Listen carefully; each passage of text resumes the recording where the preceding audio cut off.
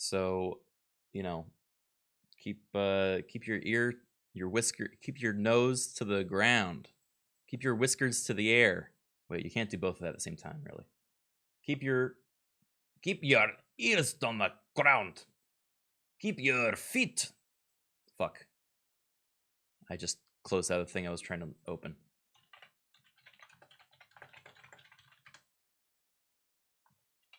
All right.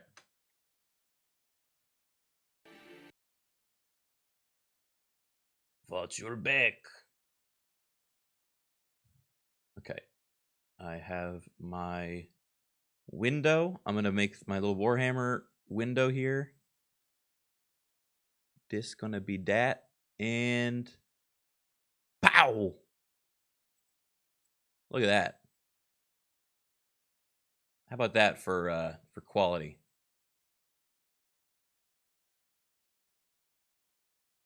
I don't have a target. Need a target. Not enough rage. Man, Dave loves saying generic fantasy lines. I miss Dave. Oh well. Maybe he'll show back up someday.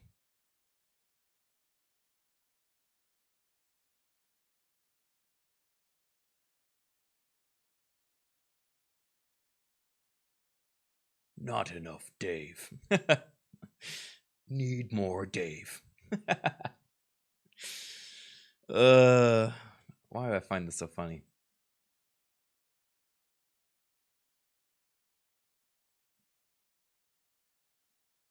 All right, game's launching.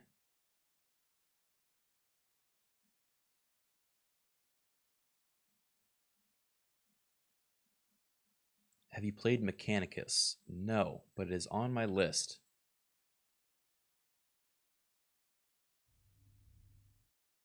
All right, do we think, is this a good size for the window, the screen and screen?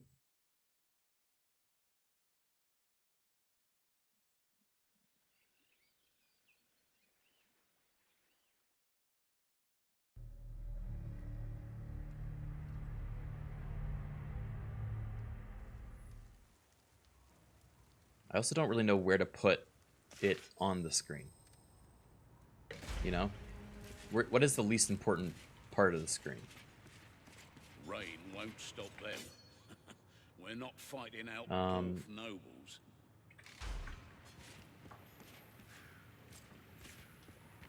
Right in the middle. Well, you know, chat knows best. Oh, that's so disorienting.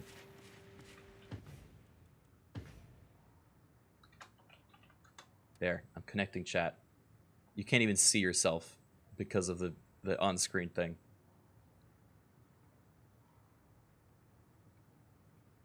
You can see them a little bit down here. Poggers!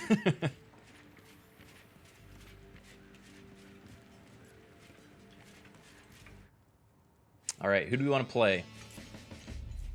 I've been, I almost have fully leveled Kruber, actually. So I think I'll do Grail Knight.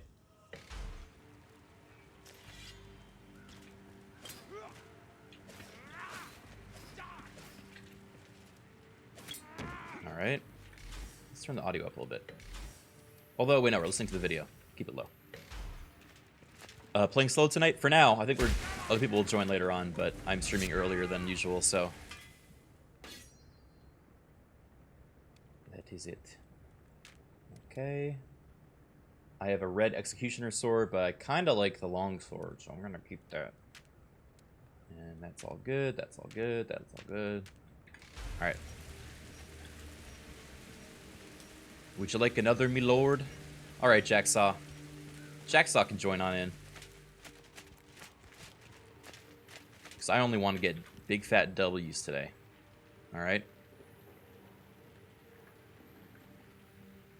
Maybe I'll put it there. That seems pretty good, right?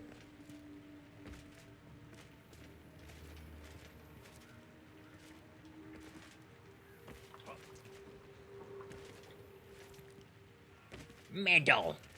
Tell me, Kruber, have you Did we ever finish the Hive Cities video? No. I mean, when does Necromunda come out? It's like next week, right? A little bit less than a week. As a captain, I can sign you up with a minimum of procedure and paperwork. What's the window for anyway? It's for this. Ready? Go. A new era is beginning. It will be the era of darkness. We have turned our backs to the light and stepped from its path. Men will grow ever more distant from the gods and seek the petty trappings of worldly power, sacrificing all at the altar of greed. Our childhood is at an end. Ahead of us looms nothing but the long, long night. A time without warmth or comfort. Once This is a lore video on Morheim, the City of the Damned, problems down to a chaos rune sword. which is The good news is that the best and the worst part of Warhammer fantasy lore. Sanctum Maleficarum, but that Who's this by? It's by Book of Coyer. I doubt we can destroy the bloody thing, but I'm prepared to Otter give it a Actual, good thank you for the old 5 Scotland months. try. How long is it? It's 24 minutes.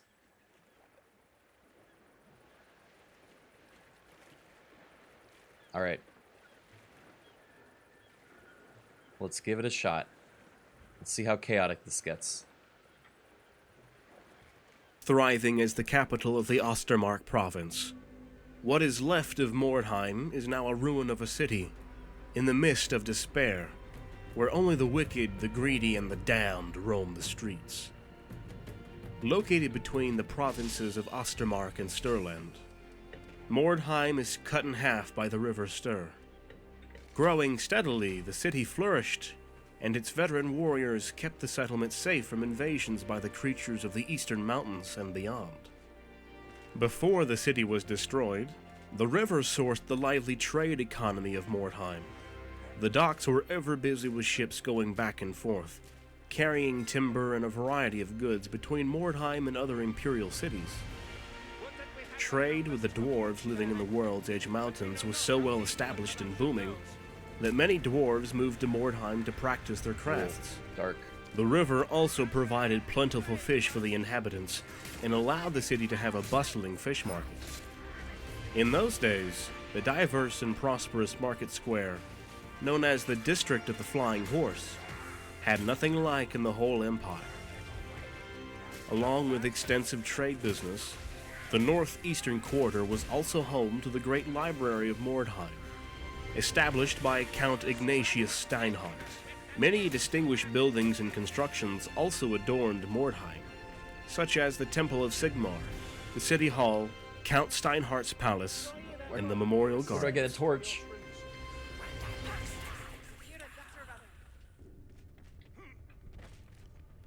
In the year 1707 of the Imperial calendar, Orc warlord Ironclaw united the green-skinned tribes in the mountains. Oh, you guys and actually led gave me a potion? innumerable orcs and goblins That's to a the Black first. Fire Pass Thank you. and into the Empire.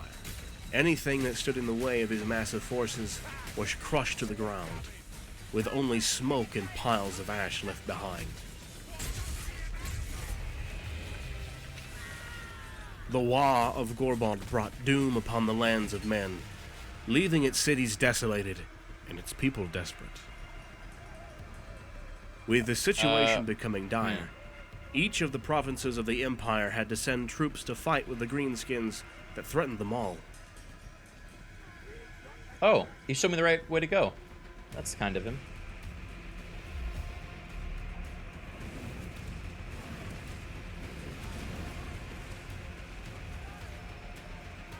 Someone just joined and left immediately.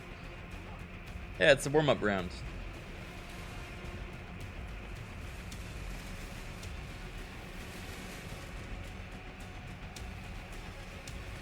Oh, still alive.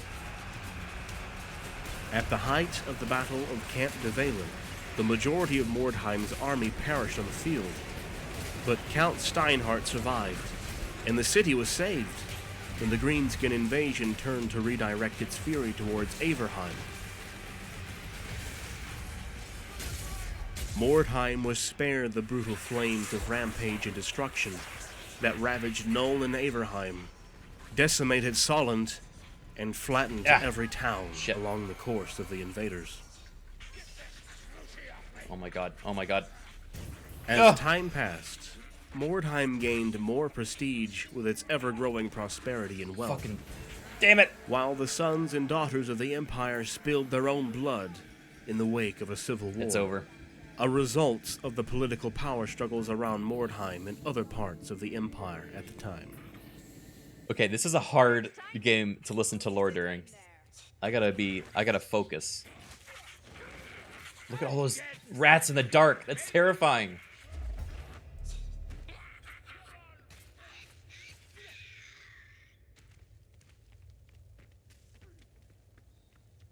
Set the brazier alight. Have a feeling we'll need it. Oh, that's how you light the... Okay, that makes sense.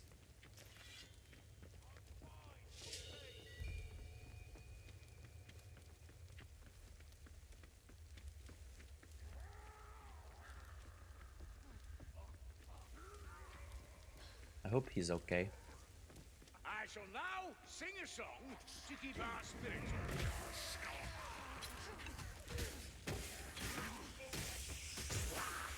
Do you not have a ranged weapon? No. The character I'm playing does not get a ranged weapon. I don't think this guy's ever seen this. Oh, no, he knows what to do. Oh. Oh boy, oh boy, oh boy, oh boy. Oh boy, oh boy. Come on. Come on, tactical vodka. Oh. Thank you. I'm gonna stand into this corner. Oh, it's not gonna work. I'm good. I'm gonna die. Ow!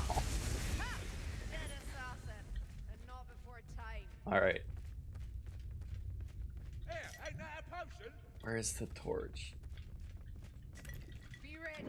Chaos warriors near. And that's a crash. Is it still crashing because of Twitch? God damn. This stream is already just a little garbage pile, huh? All right, back to lore. While the nobles savored the riches of the city, the poor of Morheim became further impoverished. As the gap between them grew unceasingly, the cracks in the steady rule of the city grew deeper too. What is this? Criken bingo. Let me see. Wow. This really do be like that, huh? Dude, bad bit.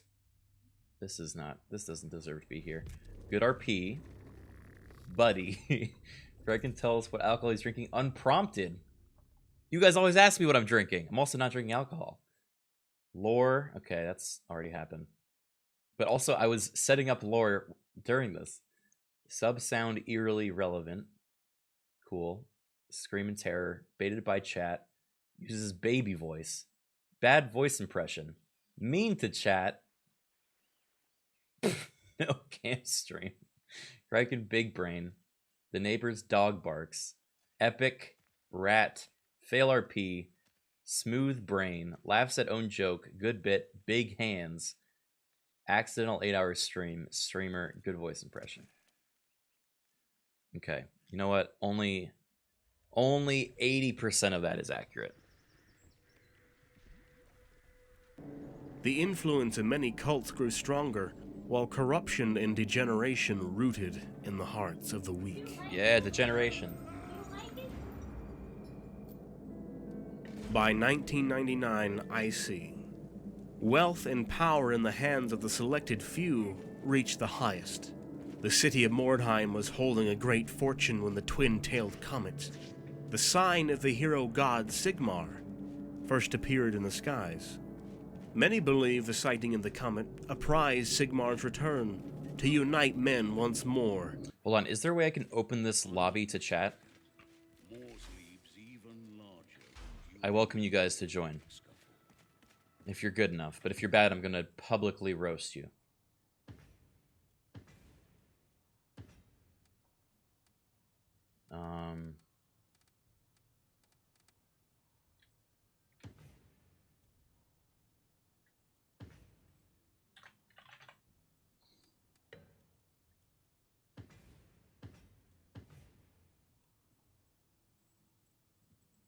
Yeah, I don't know how to actually make a public lobby. I guess I just hit quick play, right? And then anyone can theoretically join. We're on champion. Custom game? Oh, hold on. Custom game. Let's do Skittergate. Yeah, Skittergate, champion. Not private game. Oh, what? Why can't I pick these?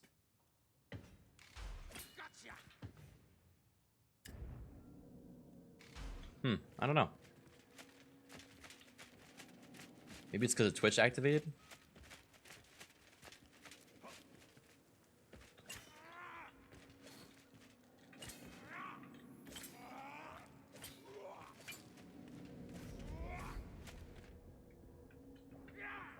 Oh well. Well, maybe join in progress then. And lead them back to the glorious days of the Empire. A wave of newcomers of all kinds arrived in the city to bear witness to Sigmar's arrival.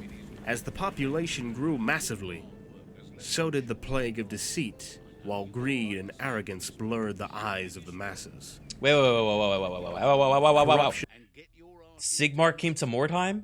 in them grew unceasingly. Hold on. The cracks in the steady rule of the city grew deeper too. The influence of many cults grew stronger, while corruption and degeneration rooted in the hearts of the weak. Degeneration, remember that. By 1999 IC, wealth and power in the hands of the selected few reached the highest. The city of Morheim was holding a great fortune when the twin-tailed comet, the sign of the hero god Sigmar, first appeared in the skies.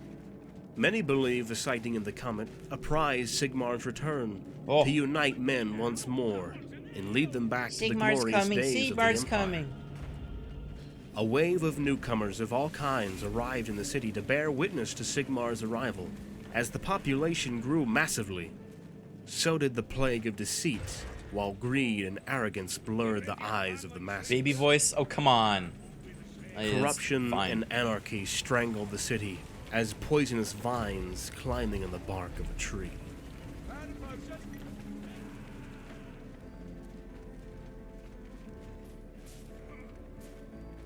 The words of a few who foresaw doom and blight by the wrath of Sigmar, as a punishment for the moral decay, were dismissed.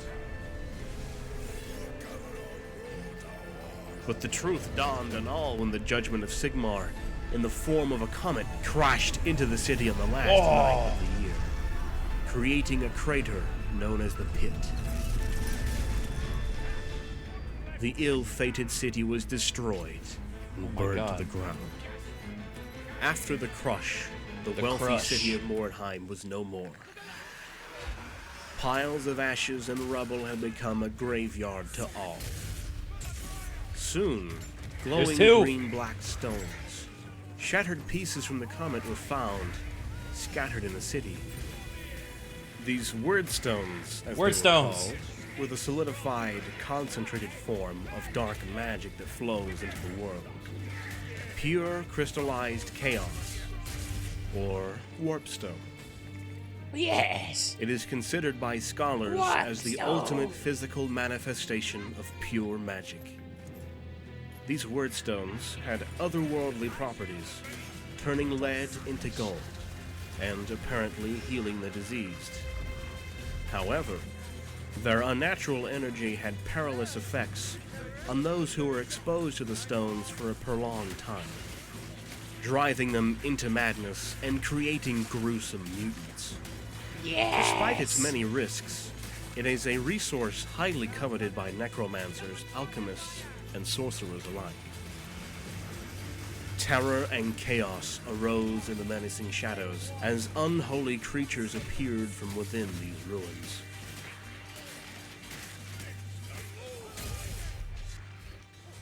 The Wyrdstones were dangerous, yet precious. And before long, their worth drove many treasure hunters to the Forsaken City. Warriors of all kinds swarmed the ruins to battle one another and the mutants that lurked in the streets. Shortly after the comet fell, the fighting only grew in intensity, as more individual bounty hunters and warbands from different sizes and races arrived to the destroyed city and its surroundings. Some sought the precious stones to sell for a fortune. Oi! Jacksaw! I think you gotta shoot that thing so we can get the last thing from it. Thanks, buddy.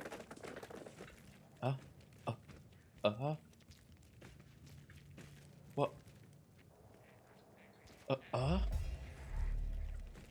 Not that one? Oh, heck. Did we miss it? Bad impression. No, that wasn't an impression. What the hell? I did say buddy, though. Fuck. Fuck!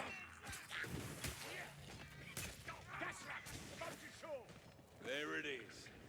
First thing I saw after waking up in a clattering Skaven cage. Can't believe That I'm one. actually gonna use it. This is the one. The shadows hide me. I await.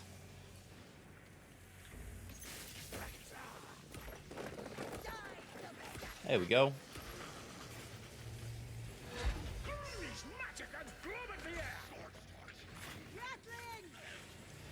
Alright. Back to thing. For there were many throughout the Empire who desired their powers, That bad. and some gathered them for the wicked agendas of their masters. Many yearned power, many desired glory, and many were slain in the damned city, washing the rubble and skeletons of Morheim with blood. It was the twin-tailed comet that turned Morheim into ruins and ash. Yet the city was already left to rot in the hands of the greedy and the wicked before that. After the disaster, ruins crumbled further under the feet of those who more than anything were hungry for power.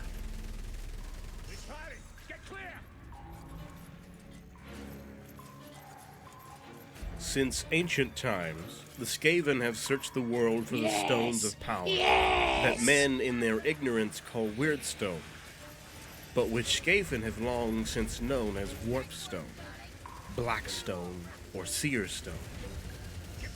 Warpstone forms the foundation of the Children of the Horned Rat, being used to enhance their obscure magic spells, their technology, poisons, and even used as currency. For this wicked race, Warpstone is the most precious resource in all of the Warhammer world. Skaven warlocks are commonly known to look incessantly for more and more Warpstone to power their crazy inventions and machinations.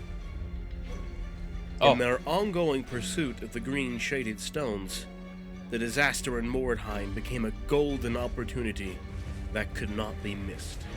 Packs of Skaven began to appear amidst the rubbles and ruins with each passing day. Squeak, squeak, squeak. However, the existence of scattered Weirdstones in Mordheim was not known by all the clans right away. Devoted to keep that secret as long as possible, the Night Lord of the Great Clan, Eshin, grasped his chance and sent a small group of warbands to collect the stones in secrecy. Clan Eshin in particular is known for their highly skilled assassins who kill their foes with stealth and without mercy. The Ratmen, being supreme rulers of the sewers and tunnels under cities, waged war against other warriors and fortune seekers from the shadows. Many a warrior in Mordheim has died with the dagger buried in his back, the killer never to be found. The use of poison is almost universally abhorred, but in the ruthless and brutal battles fought in Mordheim, desperate warbands often resort to the use of envenomed blades, Thanks, guys. most famously employed by Skaven assassins, their victims suffering excruciating pain and incapacitating even the bravest and toughest of men. The entire city is now full of these vile creatures who are bigger and tougher than most would like to think. No being in Morheim is ever safe from the threat of a Skaven lurking from the dark, ready to strike at any time.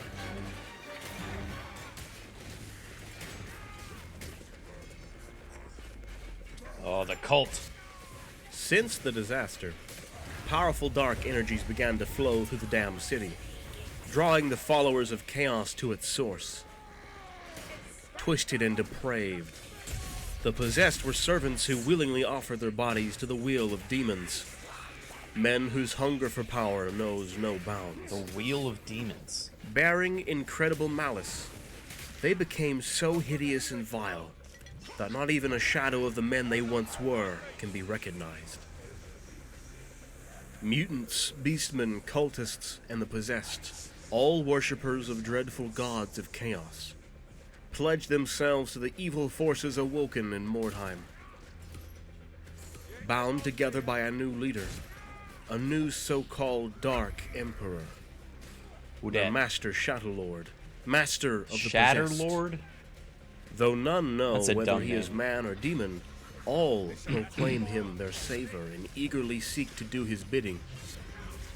In the aftermath of the destruction, they went forth and claimed the ruins of Morheim. War bands of the cult led by magisters roam the ruins to gather weird stones for the Shadowlord and viciously slay anyone who crosses their path. There are few sights as horrific as a cult warband. Deranged warriors smeared with blood and dirt wave jagged weapons and chant blasphemous rites as they throw themselves upon their foes. Many are hardly recognizable as human, their bodies heavily scarred and disfigured. It is known that the powerful spirit of a demon can meld several creatures together, be they men or animals, into a multifaceted horror. These monstrous possessed are perhaps the most dangerous of the creatures of Morheim, and certainly the most loathsome and dreadful.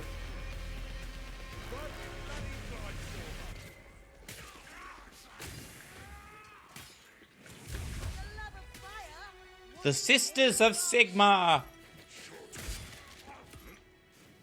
Of all the inhabitants of Morheim, only the Sisters of Sigmar were prepared for its destruction.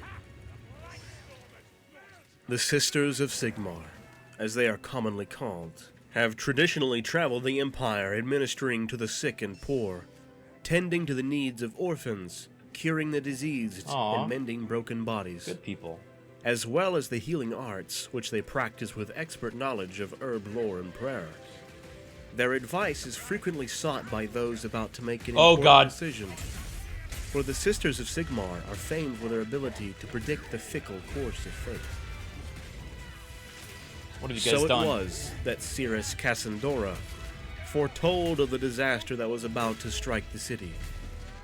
While the rest of Mordheim fell under a spell of madness, the Sisters of Sigmar offered prayer after prayer, scourging themselves to drive out thoughts of sin.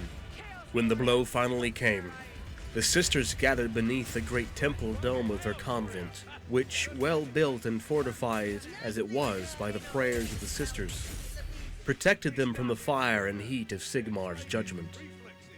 The sisters believe they have a holy mission, a task that they have been set by Sigmar himself, and to which they must submit themselves body and soul.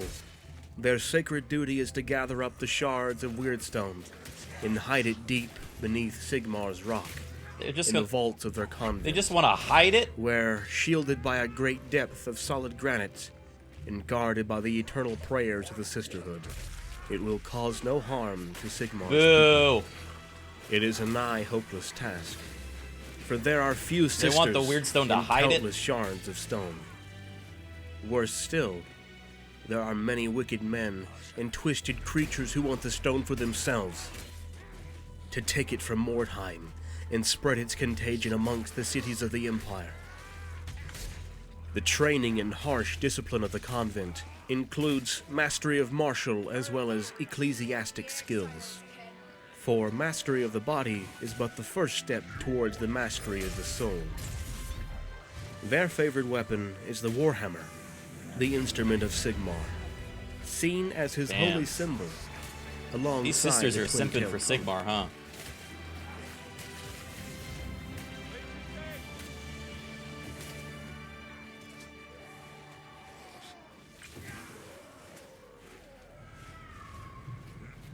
I have not seen such The a pathetic undead. sight since mine father-in-law Otto took his last breath. Is this all that thine empire can muster? Mustard. What a pitiful age this is. Zombies, ghouls, Zombies. hellhounds, skeletons, all restless and ruthless, dwelling in the mortal world. The dead can be raised from their endless sleep by the practice of necromancy and used by their master for whatever purpose. The will of their master is the will of their own, for they know neither fear nor agony.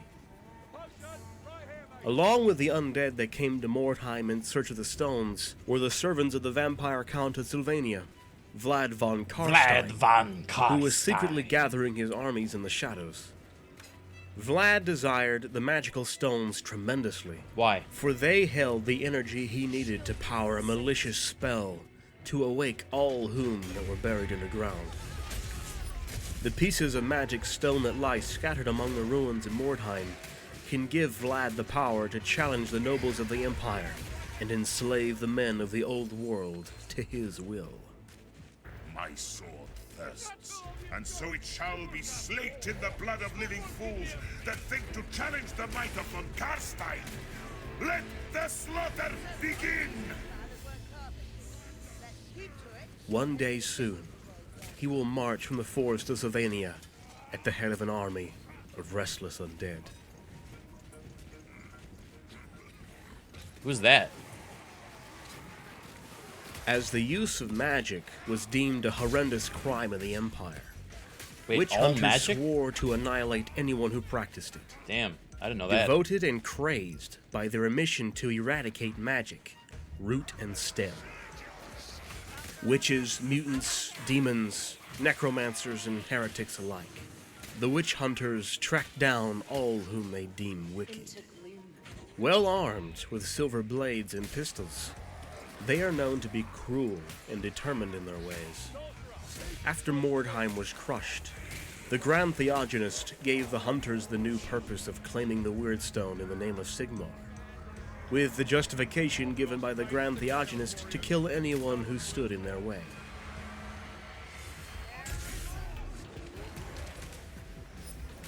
Witch hunters headed to the damned city, accompanied by fanatic flagellants, men driven over the edge of sanity by their suffering and the losses they have endured. These flagellants firmly believe the end of the world has come, and that Sigmar's judgment has doomed them all. Damn. When the time of battle comes, they fully throw themselves into the fray, in a desperate gesture of sacrifice and repentance.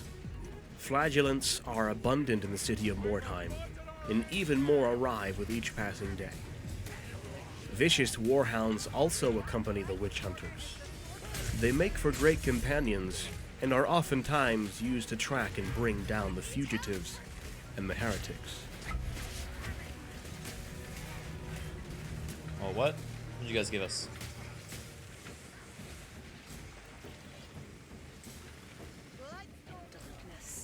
Since the discovery of the powerful magic resource known as Warpstone, Morheim has become a magnet for fighting men from all over the Empire. Nobles, merchants, and even the Temple of Sigmar itself offer rich rewards for shards of the mysterious stone. Holding the capital city Altdorf, Reichland, is the heart of the whole empire. Its soldiers are said to be the most disciplined and loyal of all. Brave and skilled on the battlefield, they are famed to be excellent archers and exceptional warriors in close quarters. Many men from the capital travel to Morheim, some for their own personal gain, and others as part of official missions from higher authorities. Strong and large, Middenheimers come from the city of the White Wolf. These berserkers prefer weighty axes and crushing hammers as weapons. They have a reputation of being brutal and wild like beasts on the battlefield. Like a beast. No wonder how these rumors had started, for there are few who do not get weak in the knees at the sight of a howling Middenheimer charging. Then there are the men who come from Marienburg, known as the City of Gold. Marienburg is a rich and powerful trading city with an enormous fortune. It is also home to many guilds, which have great influence on the politics of the empire. Having the benefit of being hired by masters of tremendous wealth, mercenaries from Marienburg are always well provided with shiny armor and excellent weaponry.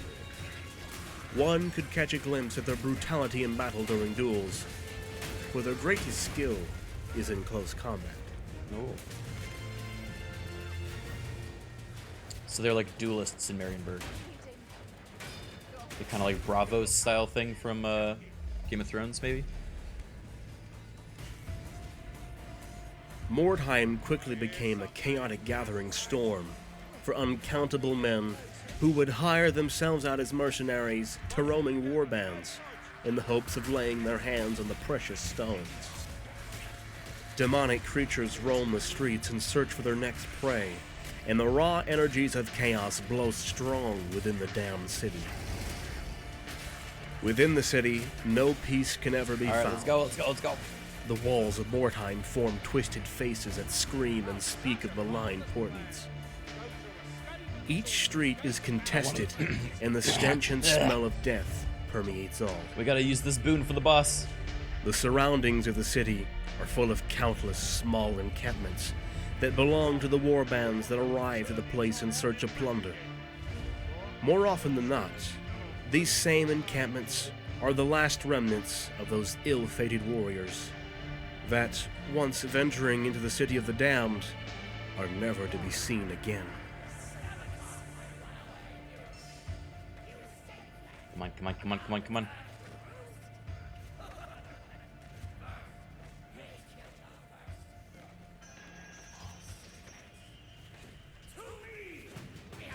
On this channel, we are putting... You did it. We did it. We listened to all the lore. The story of Warhammer is complete. Alright, come on. And... now. No, God, he broke it. It's ruined!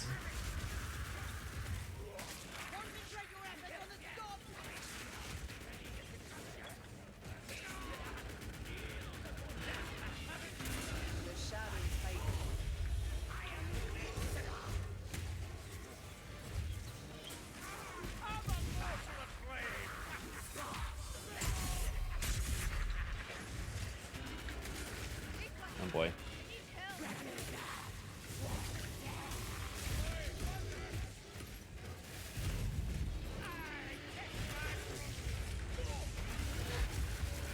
Shield.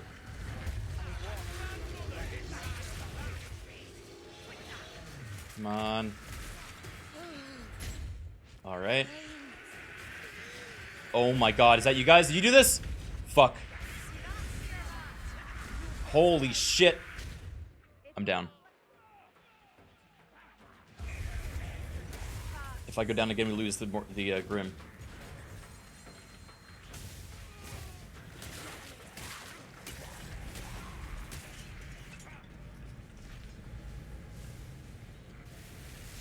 Ow. We gotta get Rasknit.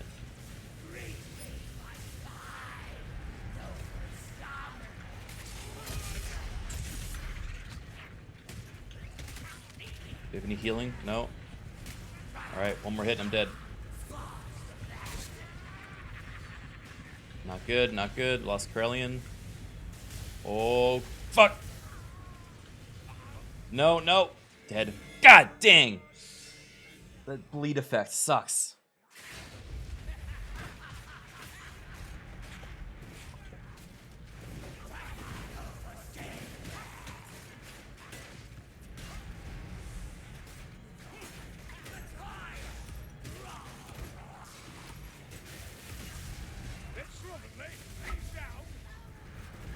Thanks for the bomb, guys. We killed him! Wahoo! I'm chat. Woohoo!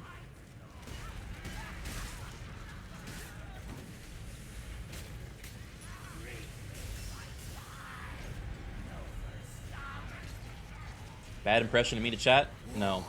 If anything, that was good impression. And not mean to chat. Just accurate.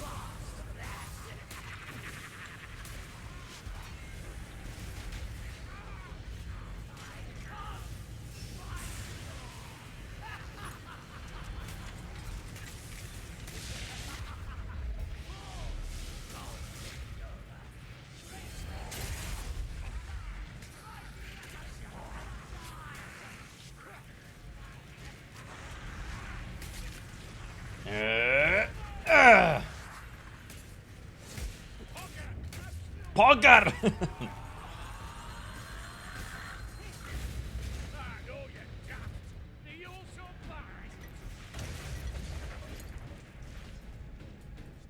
ready.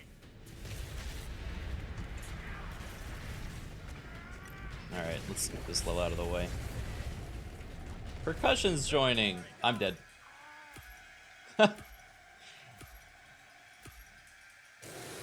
Oh boy.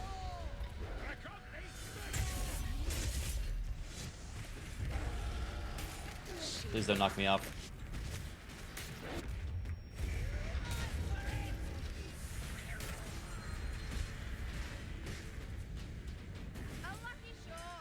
Oh my god, what is wrong with me?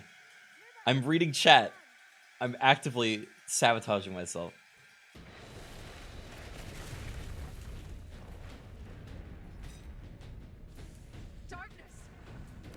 Did Percussion just join in time to get an Emperor's chest? I think that's what just happened. That's all he's done.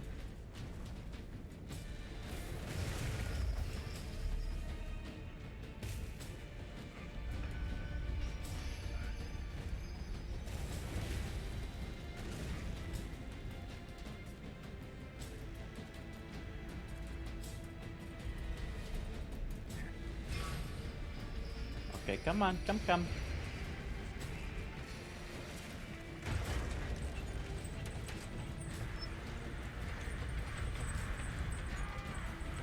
Alright, what do you guys want to listen to next? More lore? Or what?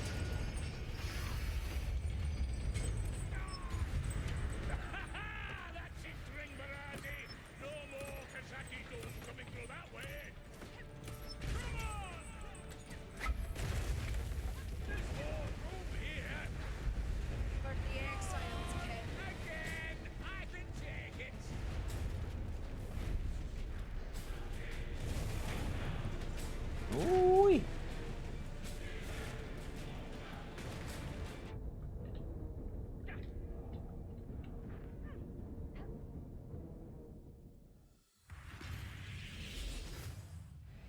Can you play as Sienna? You have lobby on friends only?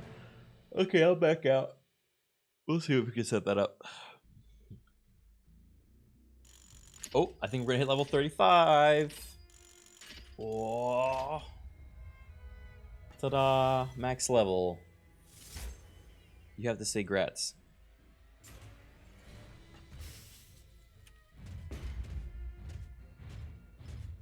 Oh god!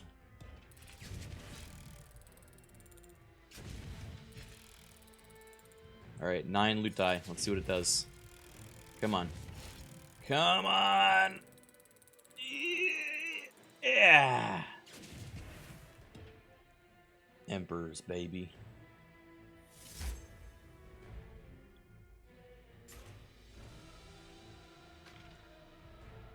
Holy moly. 14,000 damage. Jesus. The Grail Knight is crazy. Percussion with 13 damage.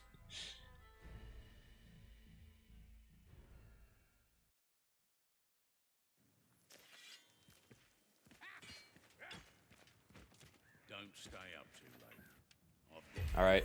Come on, give me a red. Yo, you're welcome for the carry. 13 kills. No reds. Didn't take a single bit of damage. I cry.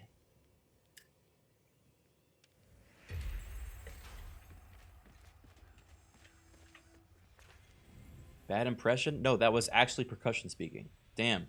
My chat just Wow. thought you did a bad impression of yourself. God damn, Chad. Woof. That's mean.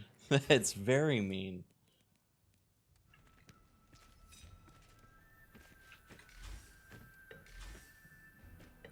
I've been listening to lore videos while playing this, which is a little difficult because this game is not as, you know, laid back as some of the other ones out there. But is there a particular piece of Warhammer lore that you would be interested in learning about percussion? Oh man. Maybe we can pick that next. We can both listen to it. What have you gone over so far? We've only just heard Morheim. Ooh. Trying to think of, like, some of the cool stuff there is.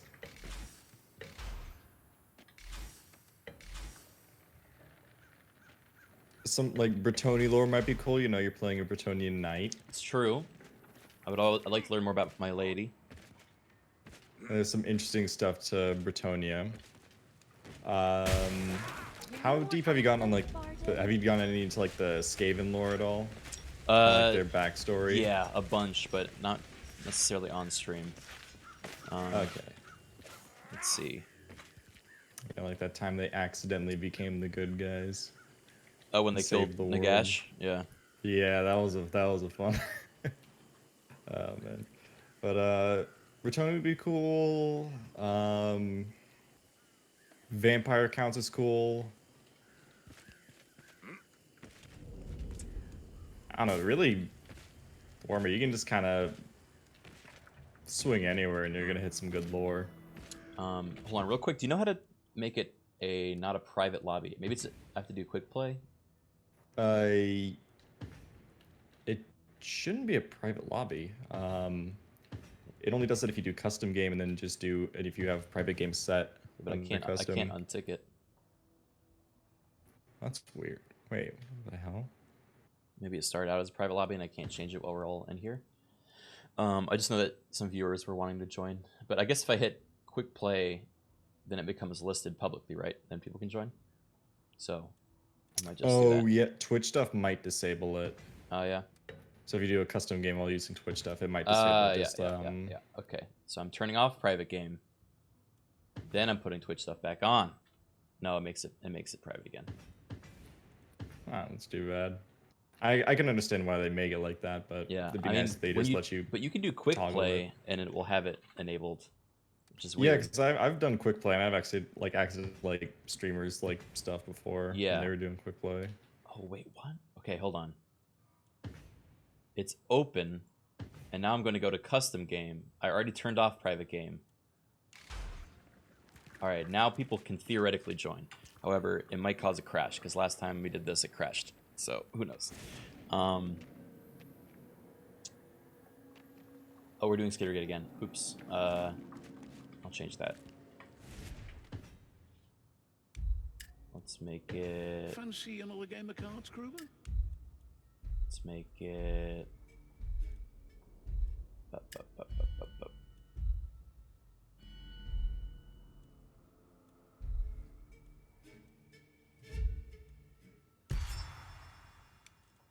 Good old against the grain.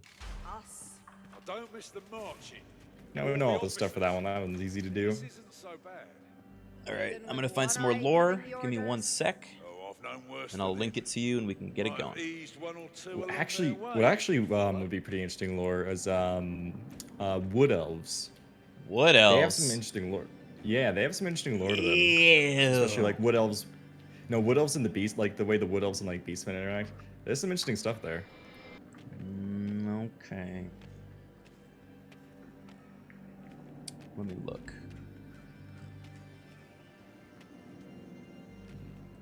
All right. All right, chat. Quick ad break while we're getting the next lore video up.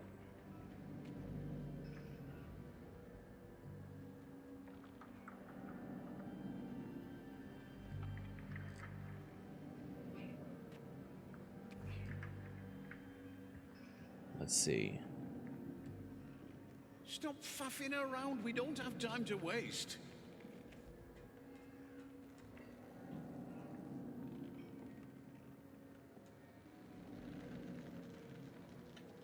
Oh, I found a founding of Bretonnia one. As to why you're still traipsing around. And That'd be interesting. Don't you wanna That go could be home? interesting. then there's a Grail Knights and the Blessing of the Lady one, specifically. That wouldn't be bad. There's probably some interesting like character ones, like the Bretonnian king, Lewin, whatever the fuck you say his name, like Leoncor. Mm-hmm. He has some interesting lore. There's one on Vlad and the First Vampire War. That sounds pretty good. The Wood Elves lore. All right, we'll start with that one. Okay. Although, is none of us playing a Wood Elf? That's kind of, you know, that's kind of cringe. Actually, well, I guess no. I'm I playing the don't want Dark to Elf worry you, but we've actually. got problems. All right, I'm gonna send it to you.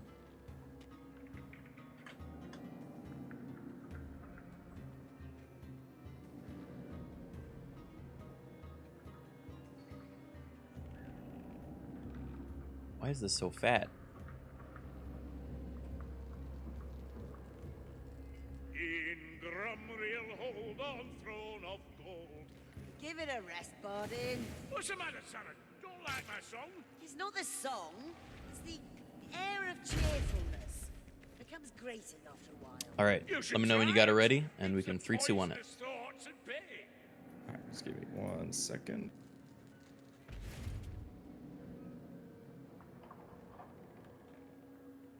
Which I know it's kind of slow because Comcast decided didn't want me having any download or upload. That's all right. I'll That's download and right, upload for take both your of us. time. That's what our enemies are doing. Oh, thank you.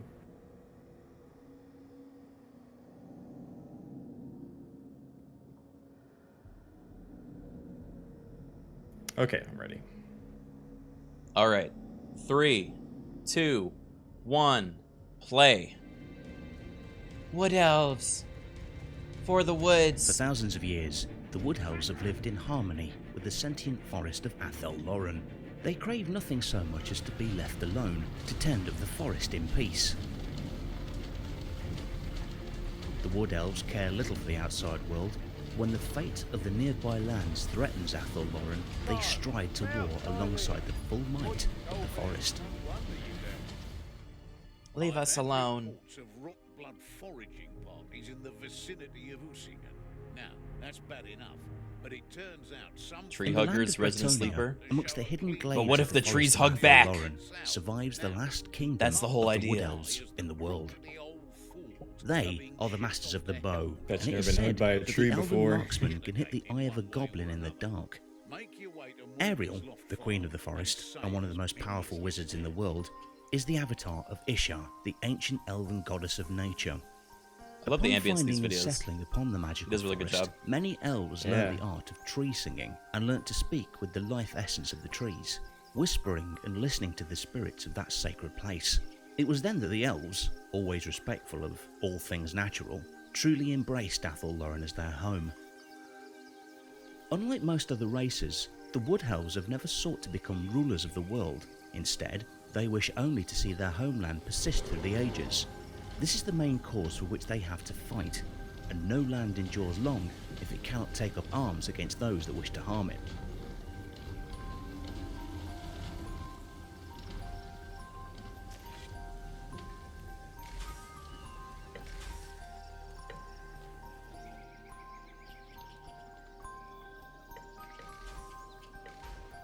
We will now venture deep into the forest, a place shrouded by mists and magic. Few men ever venture into the glades of Athel Loren, and fewer still return. But to understand the ways of the Wood Elves, this is the path we must take. Many men have died by unseen arrows when they have trespassed into the domain of the elves, even without knowing they have passed their invisible borders.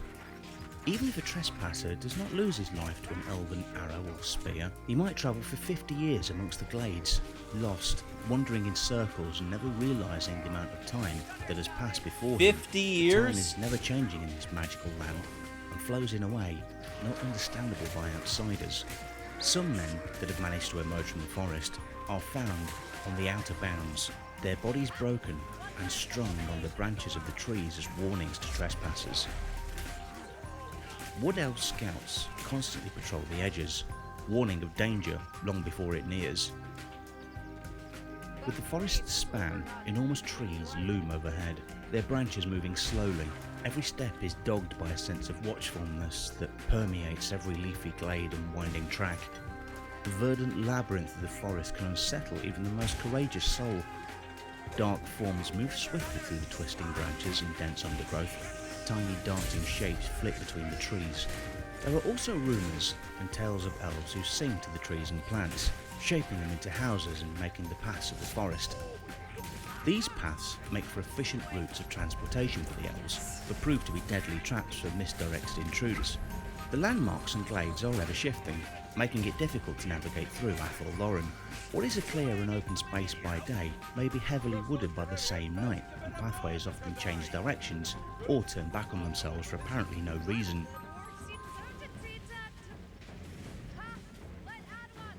The first councils and rituals of the Wood Elves upon establishing in Athol Loren were held in the place now called the King's Glade.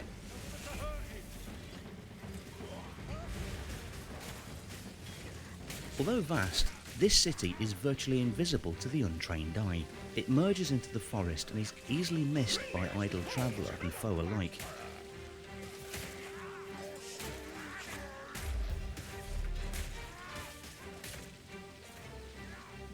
At the heart of Athol Loren lies the ancient Oak of Ages. As the winds of magic rise and fall, the aspect of the oak subtly changes and magic flows heavy within it. Few artifacts forged by mortal races contain as much magical power as a single acorn from the oak's branches. Whoa. Many elves believe that the fate of the Oak of Ages governs not only the rest of Athol Loren, but their entire race also. For this reason, no matter how terrible the times become, or how dire the peril facing them, the Wood Elves will never allow invaders to despoil the sacred Oak of Ages. I remember burning that in our rat campaign. Nice. The Wood Elves regard both the High fuck Elves this and the one. Dark Elves with Alright, we have to Oh, get really me close too. together. points. To them, the High God damn Elves it, are chat. misguided and arrogant in their belief that they are the sole protectors of the world, that the strength of the folk of Ulthuan alone can move. prevent the world from slipping into chaos. And just as the Wood Elves see the princes of Ulthuan as inflexible and prideful, they perceive the Dark Elves as wild and impetuous children, lashing out at the world that has mostly bitterly wronged them. All elves are long-lived, irrespective of the lands which they come from. They are slender and swift, with minds and bodies that are capable of great Chat, all this dexterity. hate for elf In such lore, feats, you gotta the Wood learn Elves your account enemy themselves if you more want to defeat them, capable than okay? their cousins. After all, the elves Well, of that's Ulthuan a- and Nagel are chiefly city dwellers, or else trapped aboard warships for weeks at a time. Meanwhile, the Wood Elves are constantly honing their skills in an environment that challenges them every day of their lives. Elves are subtle creatures at heart, and they live in the details of thought and deed that lesser creatures seldom notice. They live for intrigue and find joy in a clever tongue wielded by an accomplished mind. When the Wood Elves speak, there are always at least two possible interpretations of the intended meaning. In this way, a promise of assistance can sound disturbingly like a threat, and a death sentence like an offer of clemency. What? The speech of the Wood Elves reflect their complicated relationship with the world. Until back They to talk the in deeds, riddles. words are just empty prophecies that speak of possible outcomes. The Wood Elves are constantly searching for balance and harmony within their sacred home. The elves and forest spirits have learned to thrive within the boundaries of the forest and guard their realm with distrustful eyes. It is a race that has been forged by Lumberfoot is a ceaseless very war, complex and the deference of word. their homeland and the living woodland of Athol Loren has more than its fair share of enemies stalking at its borders. Human invaders regularly seek to find and steal the many treasures that the forest holds. Their wizard cave the magical essence of the forest, and to get that power, they would devoid all life of trees and plants if they could.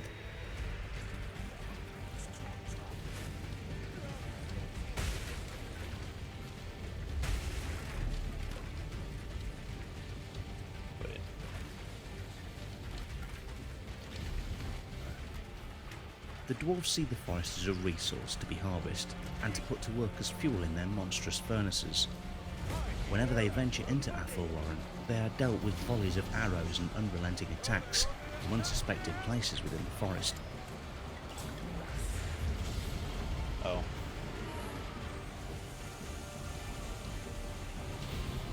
Wood Elf trains to identify every chink in his opponent's armour, to exploit every weakness possible, and to strike with blinding speed before the enemy has time to react.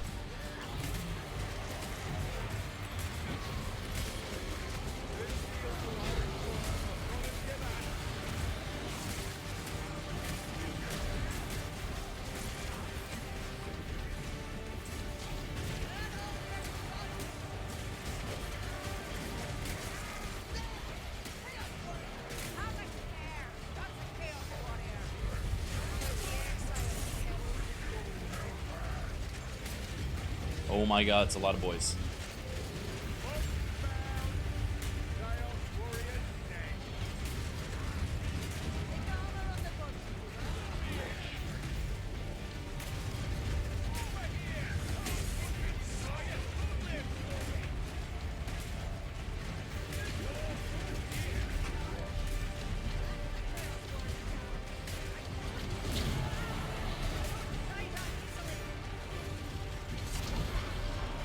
All right, let's keep going.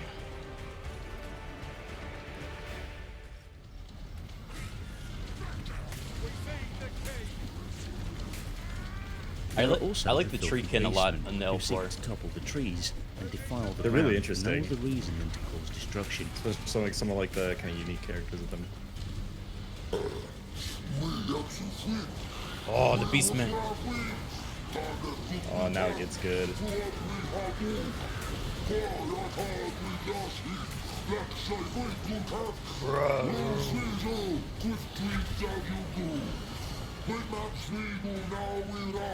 Where's the key? No.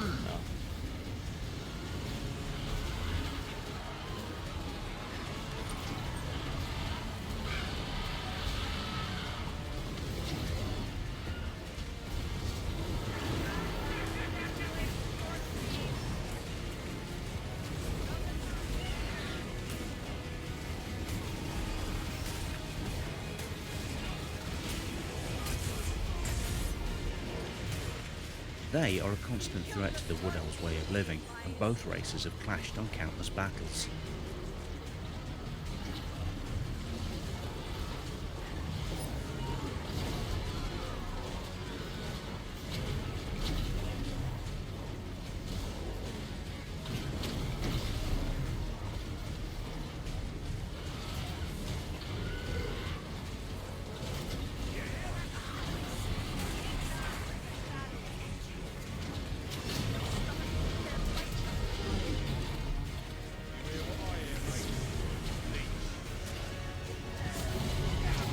Whoa, that's a Raru.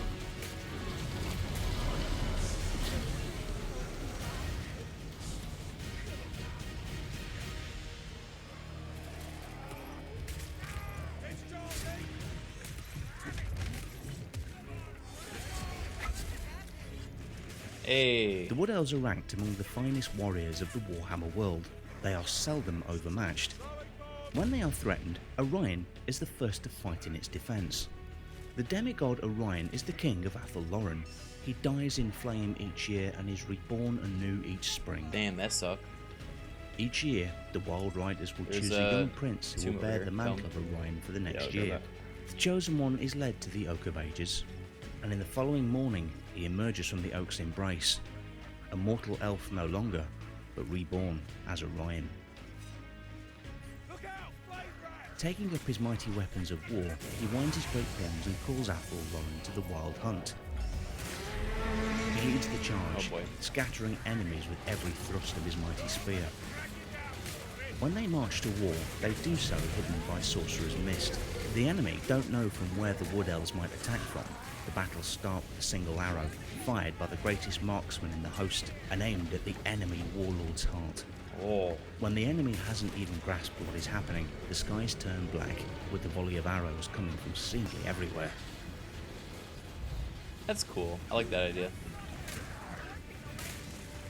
So they're like the ambush-based Only faction then of did the Order hunting horns sound, factions. and the bulk of the Wood Elves' army entered the fray. These beasts call themselves hunters. Ha! Do they not know they face Orion, master of the wild hunt? Fall upon them, as the howling winds fall upon the Elves. Show them that nothing can stand before the fury of the storm!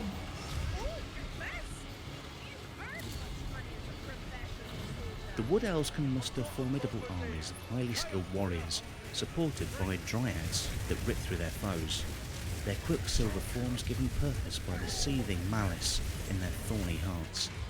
They are not choosy in their victims, preying on tree killers, invaders, and lost innocents with equal malice. The Wood Elves are also supported by the mighty treemen, colossal living trees that smash through the enemy lines, their gnarled fist pulverising all in their path. They are implacable, fearing neither pain nor death, for their bodies no longer have the ability to feel sensation.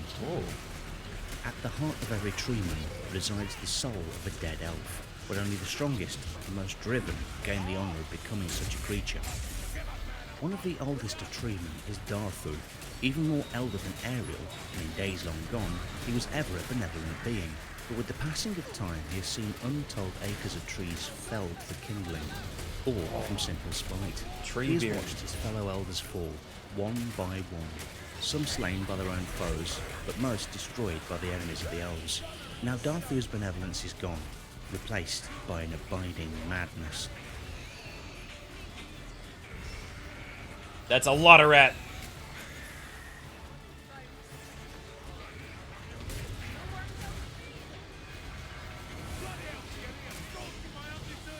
Often wearing protective talisman paint, war dancers leap and twist, leaving their enemies unable to strike them before delivering a fatal flurry of blows. Elves with aerobatic abilities as well as strange beast masters, they live amongst the wild animals of the forest. The Glade Guard roam the forest, gathering together whenever danger threatens.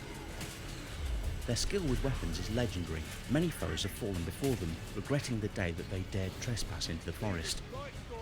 They form the very core of Athel Loren's armies. In time of need, every Wood Elf can answer the call to defend their forest home, for all are trained in the arts of the longbow. Warhawks are also used by the Wood Elves. They swoop down upon the unprotected flanks of the enemy, or rain arrows from above.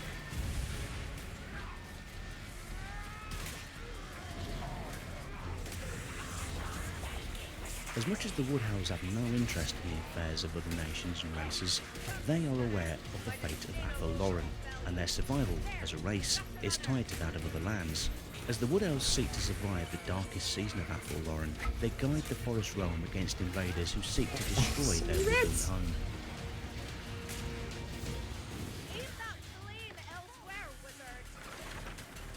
Alright. On this That's the channel, Wood we are Elves. putting together I wish there was more on the narrative tree men. war cinematic battles and Warhammer Criken lore are videos. interesting. They only kind of mentioned Special that they were thank the you souls goes of to our Patreon dead elves and supporters stuff. who help us in the making of more content. You can also directly support the channel. Again, guys, that is the Book of Koyer. That's the channel we were listening to. We'll pull up another video after this level.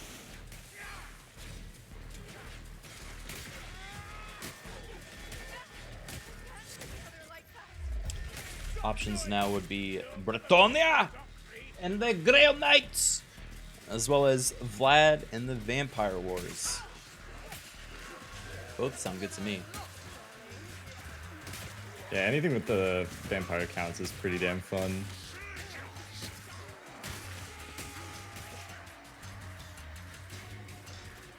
For the lady!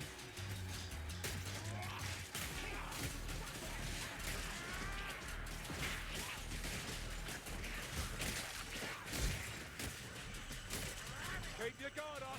That's a chaos. Everyone make it? I'll wait.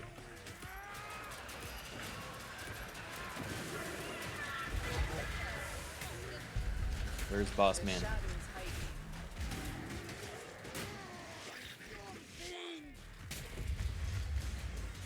He's coming from behind.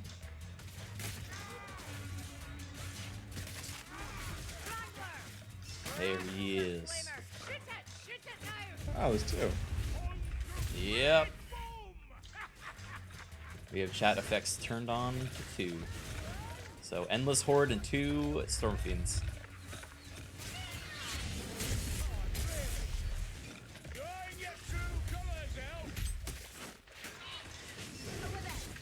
Got one.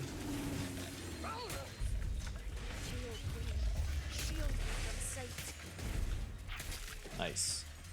Alright, let's get out of here.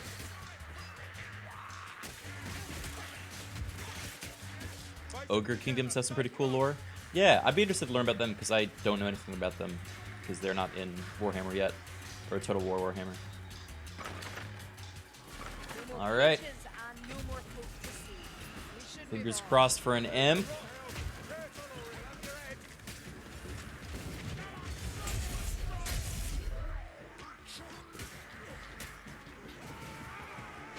Make sure everyone's here.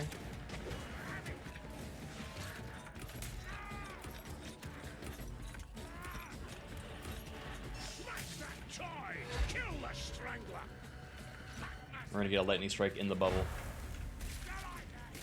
It's gonna kill all of us. Get in! Woo!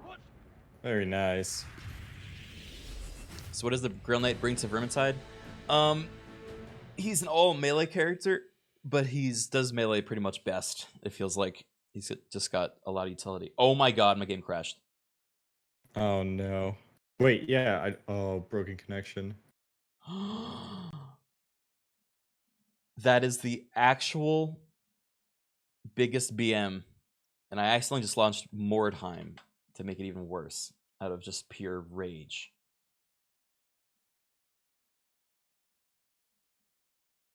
God. God. Why would they do that? I think your like subconscious is like moving against you.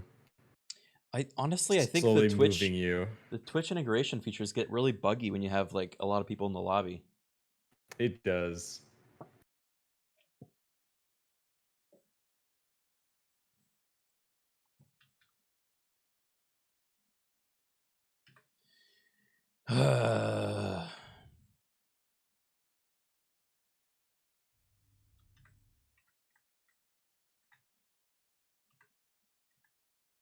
That would have been a definite Emperor's too.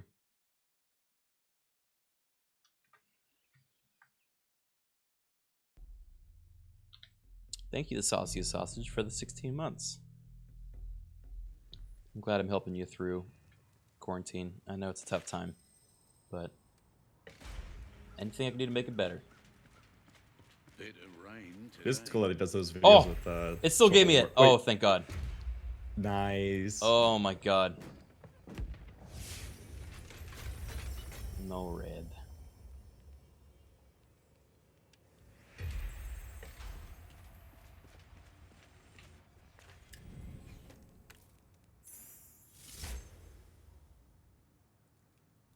A purse of shillings.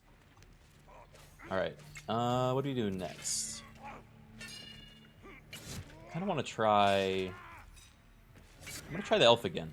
I haven't played the elf in a while. Yeah, I've just started leveling myself up again. As much as I didn't want to, just because I know everybody else pretty much leveled that elf first. But man, Shade is really fun. Yeah, Shade's my favorite. Yeah, Shade or Grail Knight, I think are my two favorites. Although, honestly, maybe I'll try a different Kruber. I've really not tried any of them. Which ones do you like the most? Huntsman is just over range damage. Like, no joke, with the right Huntsman setup, I was able to one-shot the, like, you can one-shot bosses. It's, like, absurd. You get Concoction going, so you get all the potions effects at once, and you just get, like, stacking headshot, like, buffs on him, and at least as he was before, he could just melt bosses. Okay. But, I haven't tried Mercenary Huntsman yet. does... Huntsman's pretty fun. If you get the bow on him, he's really great. Alright, let me see what my gear is. Or, I actually don't know how he is. He got a pretty good rework in the beta. Oh, he can also I use don't know Bretonnia what is new. Longsword. I thought that was limited. Cool. I think the sword and shield, the Bretonnian sword and shield is limited, but the long swords, everybody can use. Alright. Do I want to try the halberd? That sounds like fun. I've heard Halberd has pretty good mix between like Horde Clear and Armor Pen. Okay. Yeah, let's give him a shot. All right. As for talents, I have. This is all melee related. Melee killing blows restore temporary health. Increase headshot bonus damage by 50%. Or do I want every third ranged hit causes the next shot to consume no ammo?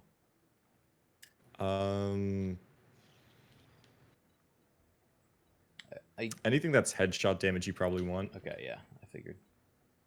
Because you if you use the bow, or actually I guess the handgun also works because the handgun got made more competitive now.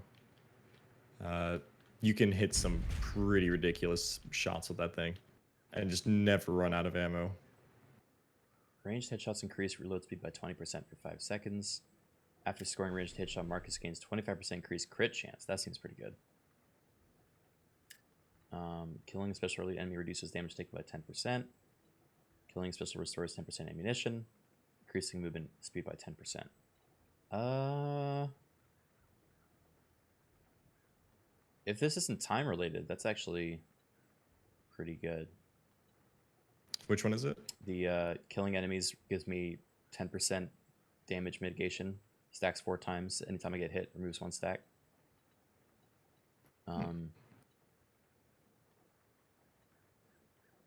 Yeah, I don't know his new talents too well, so Okay. maybe we'll check it out and just trying different like builds out. What is his current passive skill? Why is this not hitting? I know that one got. Does he have really short range? What the hell? It shouldn't be.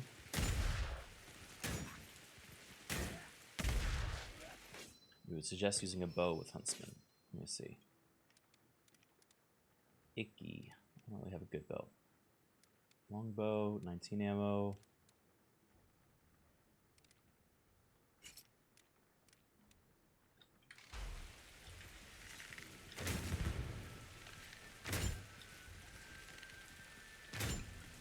That is fat damage. Yeah, bow is. Even better, try like a potion of strength while he's in that. I guess use the concentration so you can recharge your skill and then do a strength and the active, and you just do horrific damage.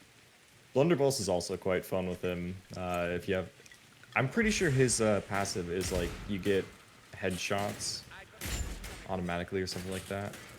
At least that's what it was.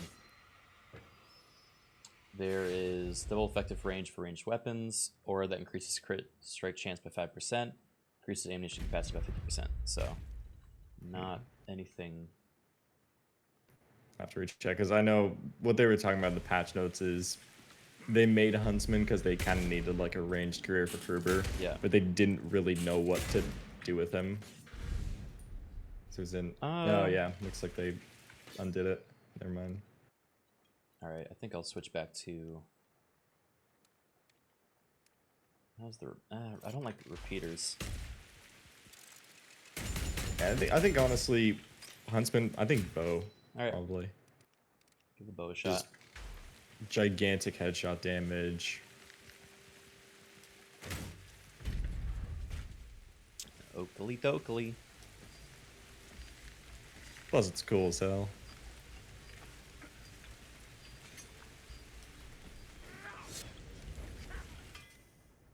Gonna upgrade real quick.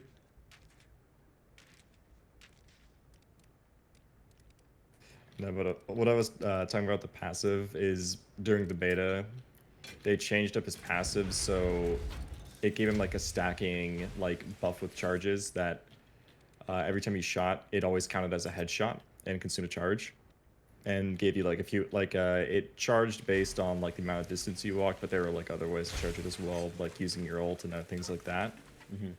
But what people found it did is with things like the blunderbuss, where it shoots a bunch of like small bunch of projectiles at once, it counted every single one of those as a headshot.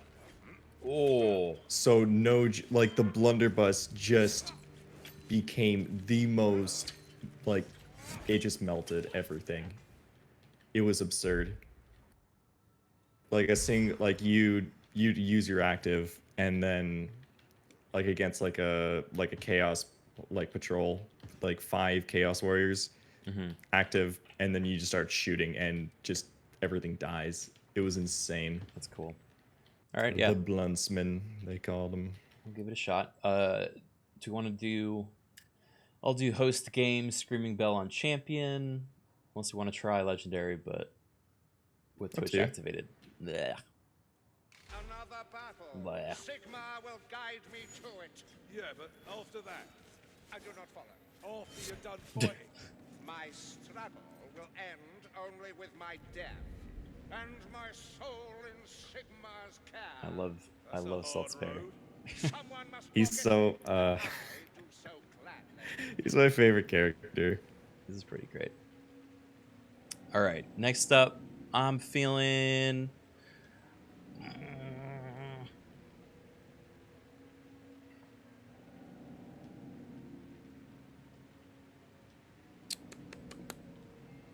How about a little bit of Vlad von Carstein? That's a great one. All right, I'd like to see you here.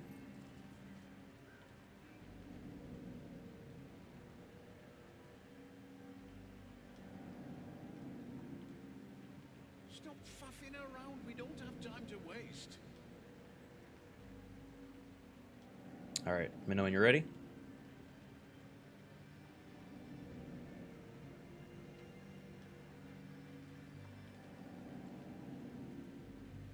Just take a second. I don't know what's going on, but I'm getting a lot of slowdown recently on my computer. Why does our elf count her kin?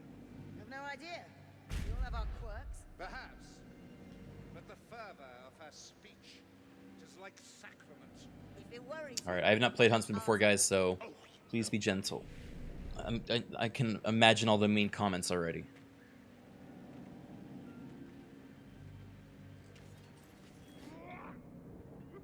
It's nice. You get to sit back.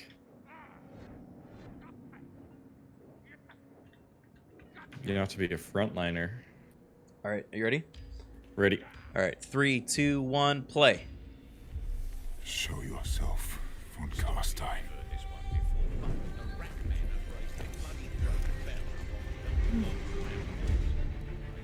Vampires are cruel and deadly creatures in of themselves. But there was one who was more powerful and cruel than any other vampire lord.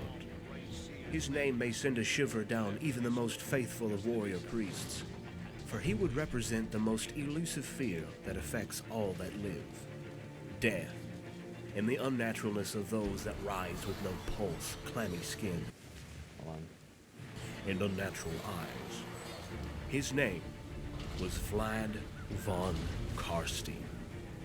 The Carstein. herald of the First Vampire War. Bad The pronunciation. one who had damned the province of Sylvania to a cursed landscape. And the one who came so close to becoming ruler of the Empire. Berenstein Bears shit. Yes, fascinating input as always. Now stop fluttering and get on with it. We have holy demolition. Vlad von Carstein was the first vampire count of Sylvania and the founder of the von Carstein bloodline.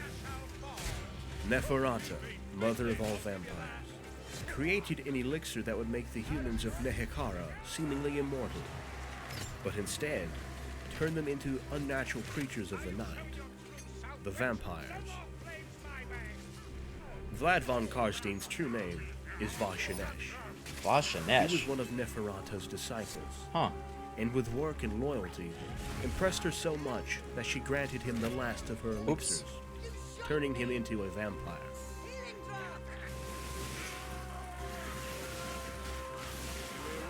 It was in the city of Lani, also called the Cursed City, where the vampires first appeared. There's a lot of cursed cities. Through a network of spies and clever manipulation, the two vampires worked together to maintain the cities of Nehekara distant from each other, hindering any attempt at rallying against them.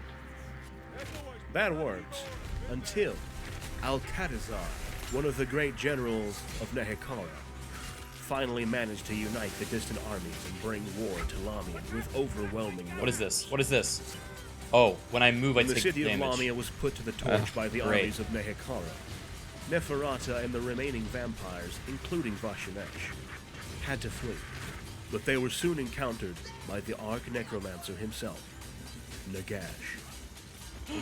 The powerful necromancer offered the vampires a special artifact, a simple yet powerful ring that would bring them back from the dead at supernatural speeds, but would forever bind them to Nagash's will and that of his most loyal servant, Arkan the Black. Arkan! Vashinesh was one of the vampires who accepted his gift, willingly becoming Nagash's servant.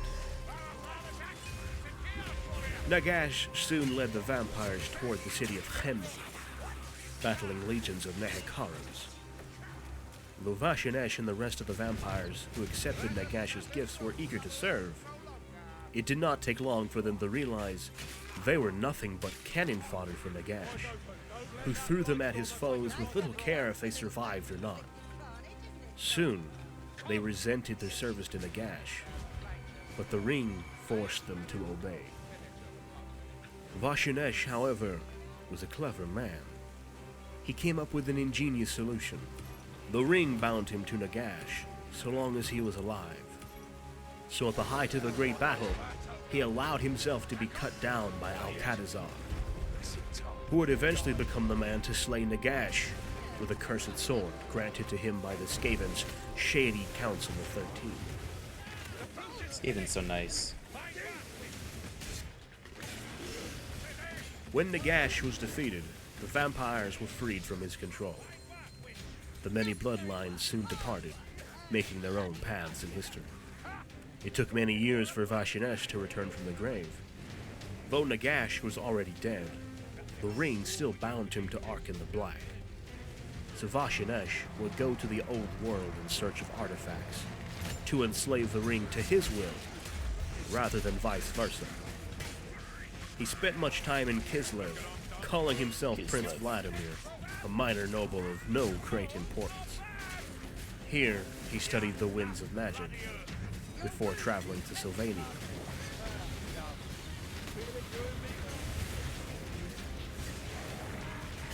Prince Vladimir would wake from the grave an undead army to deal with the Skaven that were threatening the province, and would once again disappear. Get that rat! Oh, we got him.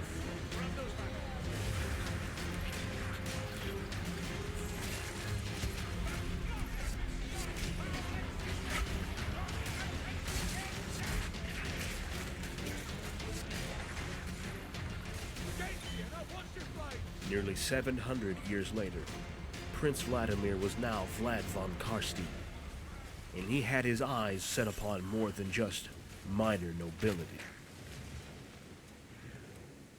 Gifts of the healer. For centuries had Vlad von Carstein sought after satisfying the natural desire for power that all vampires have. For centuries had he hid himself within the many courts of nobles from inside the human nations of Kislev and the Empire. For centuries had he schemed and maneuvered his way to the top, but no more. With one final display of his political genius, Vlad took over control of the province of Sylvania from the despotic count, Otto von Drac, who upon his deathbed had left no heir but his daughter, Isabella von Drac. Oh! I know where this is Seizing going. this opportunity, Vlad stormed into their household, Castle Drakenhof, and presented himself to the dying count and his daughter, citing his many noble antecedents. Soon after, he claimed the wide-eyed Isabella as his bride, and their marriage ceremony took place in the same room where the dying count rested. The relationship between the now Wait, it was Isabella that von fast? Carstein and Vlad von He just Carstein popped in through the window and they soon married grew into while he something was more than dying just a marriage in of bed. convenience.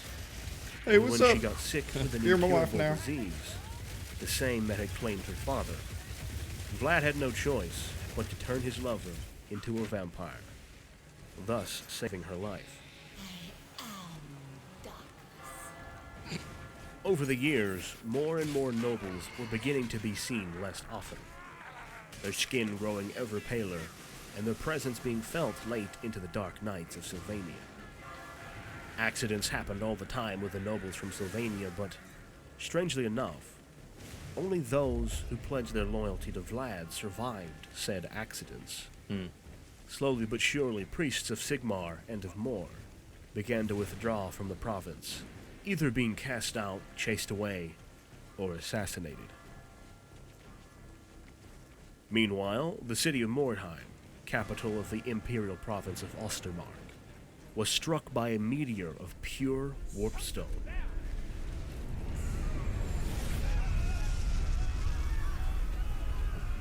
Huh. Vlad seized the opportunity and sent over his own dark minions to collect the raw magic stone. Wartime crossover.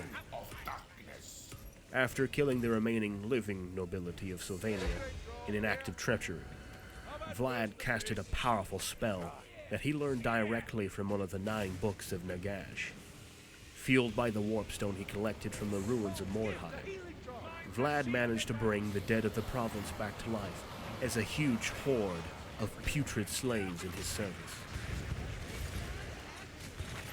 When it was all done, the invasion of the Empire of Man would finally begin in the year 2010 of the Imperial calendar. Stefan Fischer, a Templar witch hunter, was one of the very few to escape the cursed Sylvania.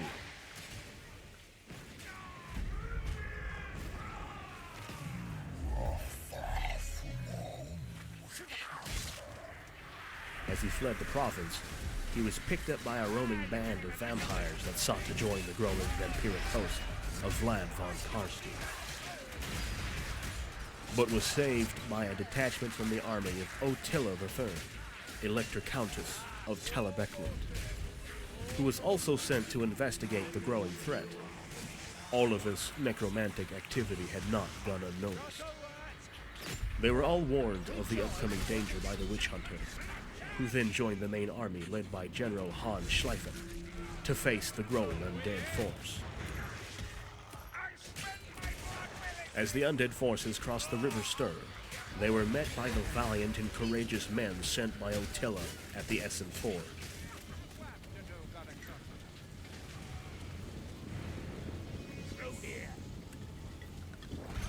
The undead horde blackened the horizons with its numbers. The cursed army marched slowly, the formation suffering catastrophic losses, with volleys of crossbow bolts and gunpowder fire tearing holes in the There's so incoming many mass. berserkers.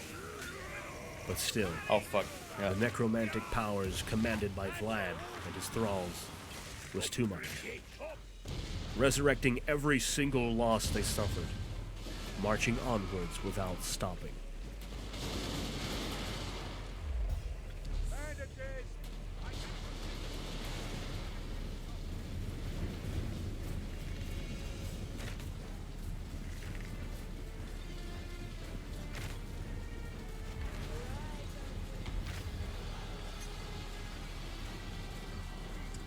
It's cool. I didn't know about how like Vlad took over Sylvania. That's a really cool story. I love the tie-in to Hekara Yeah. and like Tomb Kings and stuff. I think that's really cool. But did he ever find that way to break his bond to Arkin with the ring? I don't know actually. I haven't read into that. part.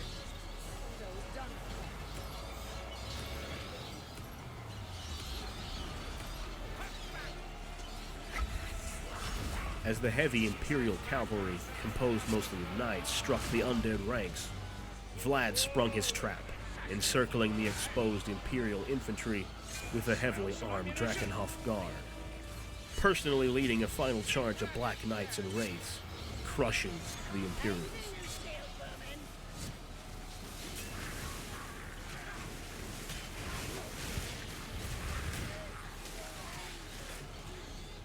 The war continued for another 40 years after the events at the Essen Ford. Wherever Vlad and his army went, their dark shapes put an aura of death and despair upon the Empire. Countless times was he killed in battle, each and every time again rising back to life in order to kill his murderer.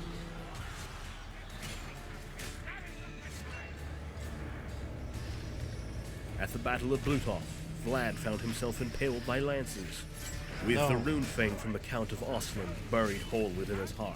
No. Vlad, no. Yet, he reappeared 3 days later to execute prisoners in Bluthoff. He's good.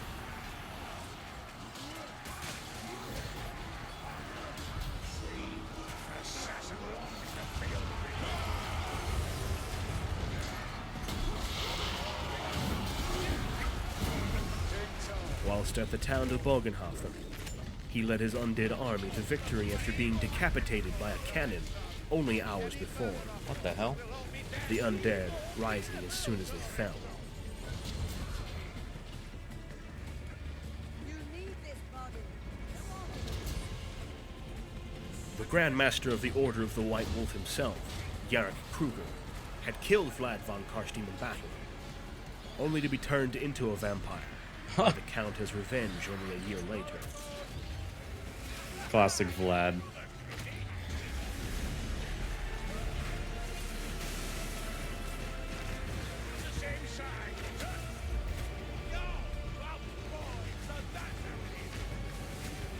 After multiple battles and encounters that at first seemed victories, but then turned to terrible losses, all hope seemed lost to the Empire. As the Until... undead army eventually I'm down. began Oh, no. its slow march Okay, towards gotcha. the great capital of Altdorf. When the army of the undead finally arrived in Altdorf, capital of the Empire, Vlad gave his ultimatum. Open the gates and serve him in life, or fight on and serve him in death. That's cool. The city would not surrender. The Grand Theogonist Wilhelm III, High Priest of the cult of Sigmar, isolated himself within the great temple of Sigmar for 3 days of prayer. When he emerged once more, he claimed that Sigmar had revealed the salvation of the Empire to him. Felix Mann, the greatest thief of his age, departed straight for Vlad von Carstein's encampment. His mission, to steal the magical ring from Vlad's finger. In the middle of the night, the thief managed to slip past the undead encampment, with stealth and treachery. Felix Mann succeeded on his mission, and then disappeared, never to be seen again.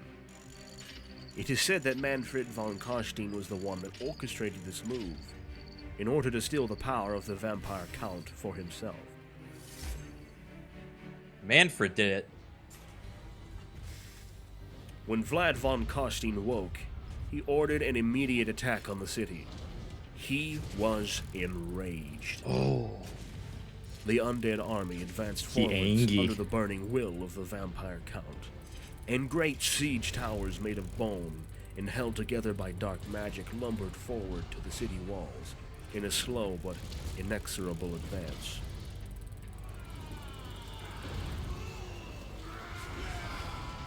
The walls of Altdorf were manned by swordsmen, and the gates had been reinforced. The capital of the Empire would hold back the tide. I don't like guns.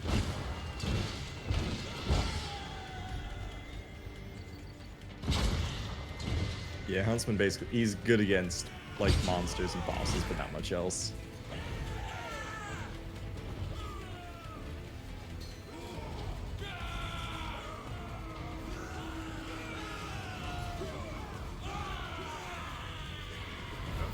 You might like Foot Knight.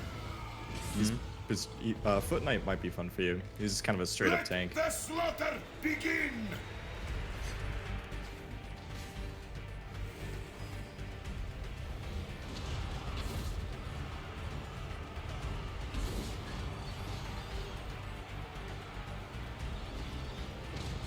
I have not seen such a pathetic sight since mine father-in-law Otto took his last breath. Is this all that thine empire can muster?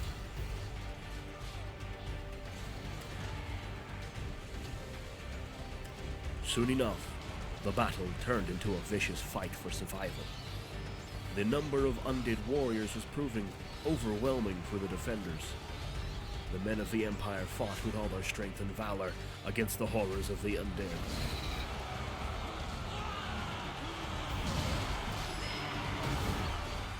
What a pitiful age this is. It makes me ponder for the era of worthy foes such as Wilhelm or that wolf knight Kruger. Not this pathetic squabble of mortals. Yet my sword thirsts, and so it shall be slaked in the blood of living fools that think to challenge the might of von Carstein.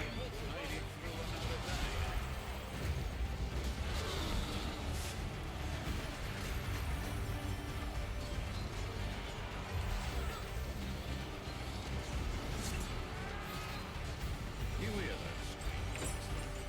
Reckon there's a job in this old place in all.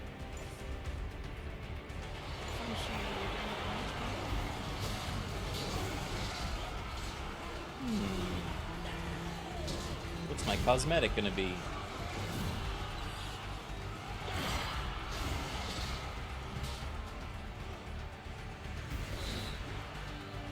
Thanks for drilling my list. The sight of fallen brothers in arms being reanimated into half-dead monsters was terrible for the living soldiers' morale. Time was vital, and with each passing minute, more men fell to the tide of death that the vampire count had brought upon the capital of the Empire of Man. Vlad fought his way personally into the city, slaughtering all in his path. At the center of the vast struggle that engulfed the city, the Grand Theogenes clashed with Vlad von Carstein. Holy hammer against magical blade.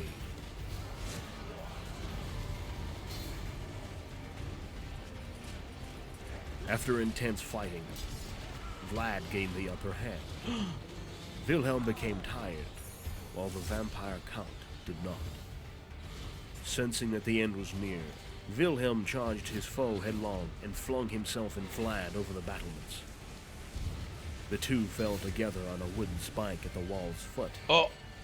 Without the protection from his magical ring, Vlad von Carstein screamed and died. No! Vlad! This time, his body stayed impaled in place without moving. Damn.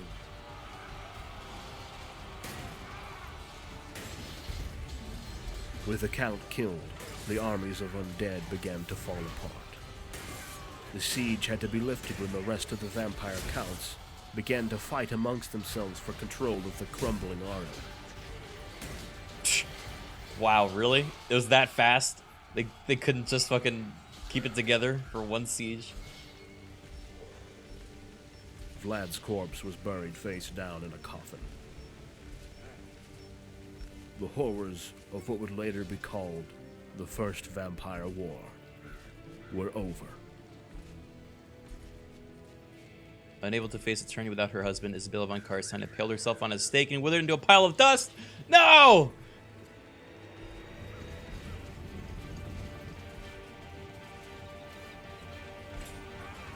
They didn't talk about Isabella nearly enough in that. I wanted to hear her side of it. She was kind of footnote, fortunately.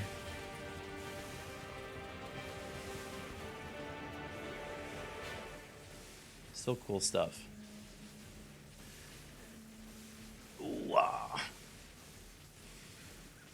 I mean, Manfred was there too. Yeah, I didn't even know Manfred was there until they mentioned him.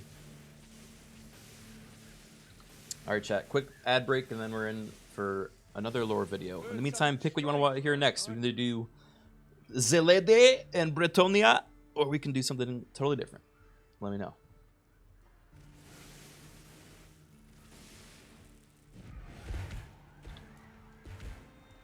Manfred is a fucking schlub? Damn. People seem to hate Manfred. Yeah, he's a sneaky little rat. Sneakier than the actual rats? Potentially. Really? He's pretty damn sneaky. I gotta learn his lore sometime. Actually, one that would be... One thing you might like, Have you heard of Gotrek and Felix? Yeah, that's like a wholesome one, right? Yeah, it's like the Slayer and like his friend. They like travel together. Yeah, they just hanging Some of out. like the Keep going missing. I'll find you yeah, there's books on them. They're really good. So whoever's stealing her brushes, just stop, would you?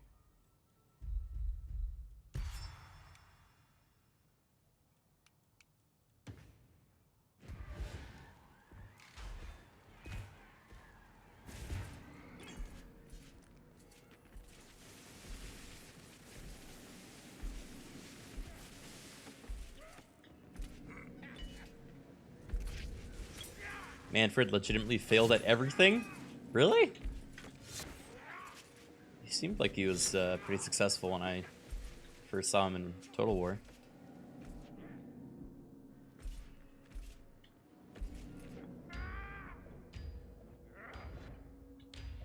What should we watch next? There are pacts sworn everywhere right now, and if it wasn't Oh, I for see, Brooker, they'd be even farther Just on the recommend, I see Luther Harkon and the Vampire Coast. and make I've seen that offline. Uh, That one's pretty good. but Grimgore Ironhide and the Black Orcs. I think I've seen that too. by the river. Chances are the rat men know that I kind of want to see the Bretonnia one. There is the Gotrek and Felix. I don't think I have seen that one. Grail Knights and the Blessings of the Lady.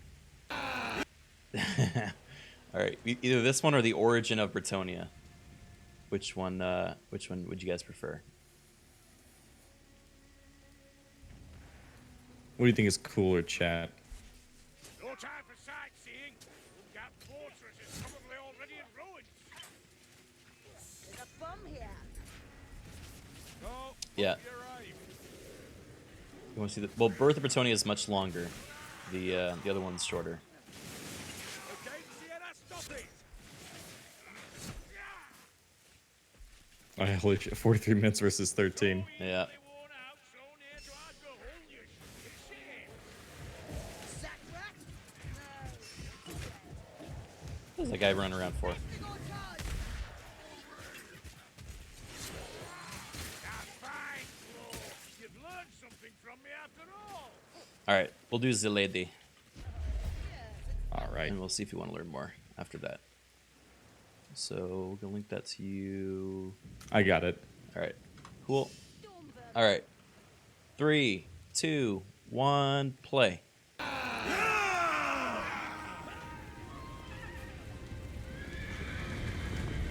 When the first nomadic humans traveled west of the world's edge mountains, Robaz, what's up, the dude? lands that would become Welcome the everyone. empire. We're playing Vermintide and listening to They did Warhammer so lore. escaping the vast It's a very hordes chill of night. savage greenskins that were running rampant.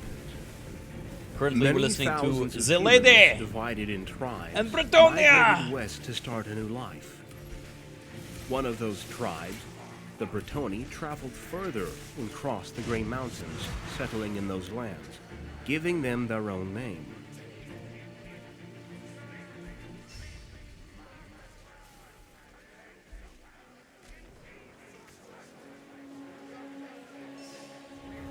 What difficulty are we on? We're on champion.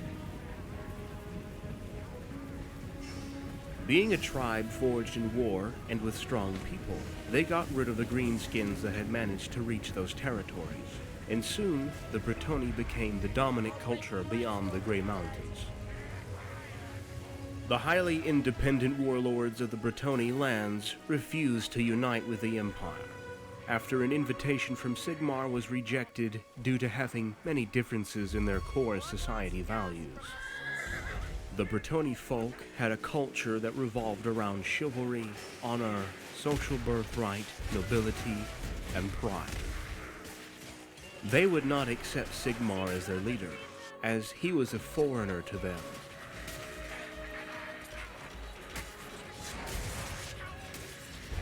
In the year 770 of the imperial calendar, Bretonnia was far from being united.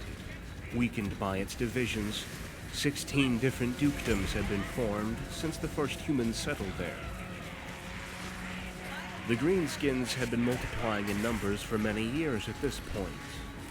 When the men of Bretonnia started to notice the growing threat, it was too late. Oh no! The many invasions and raids began to grow in intensity. It took 160 more years for the threat to fully materialize. But once it did, it seemed unstoppable. Got him. I got blown so far away. There's another one. A massive horde of orcs emerged with an unstoppable fury and began to quickly overrun the lands of Kulu.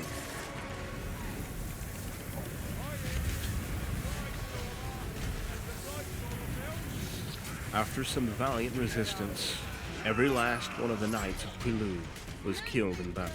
No! And only did the United Knights of Armies Kulu. of Canel and Brion stop the orc invasion, What is this but effect that's they on me? failed to strike at the source of the threat. It's weird. The orc armies soon returned, and by the year 948 IC, a deluge of green warriors was drowning Bretonnia in violence and destruction.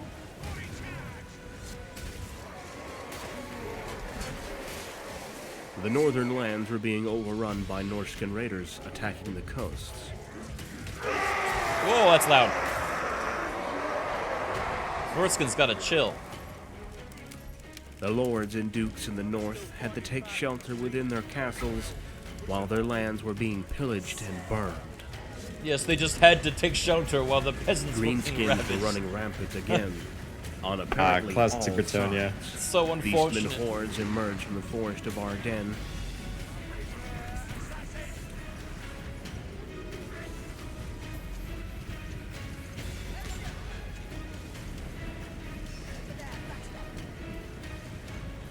And the armies of the undead were arriving from the west in their skeletal warships, Everyone attacked them at once?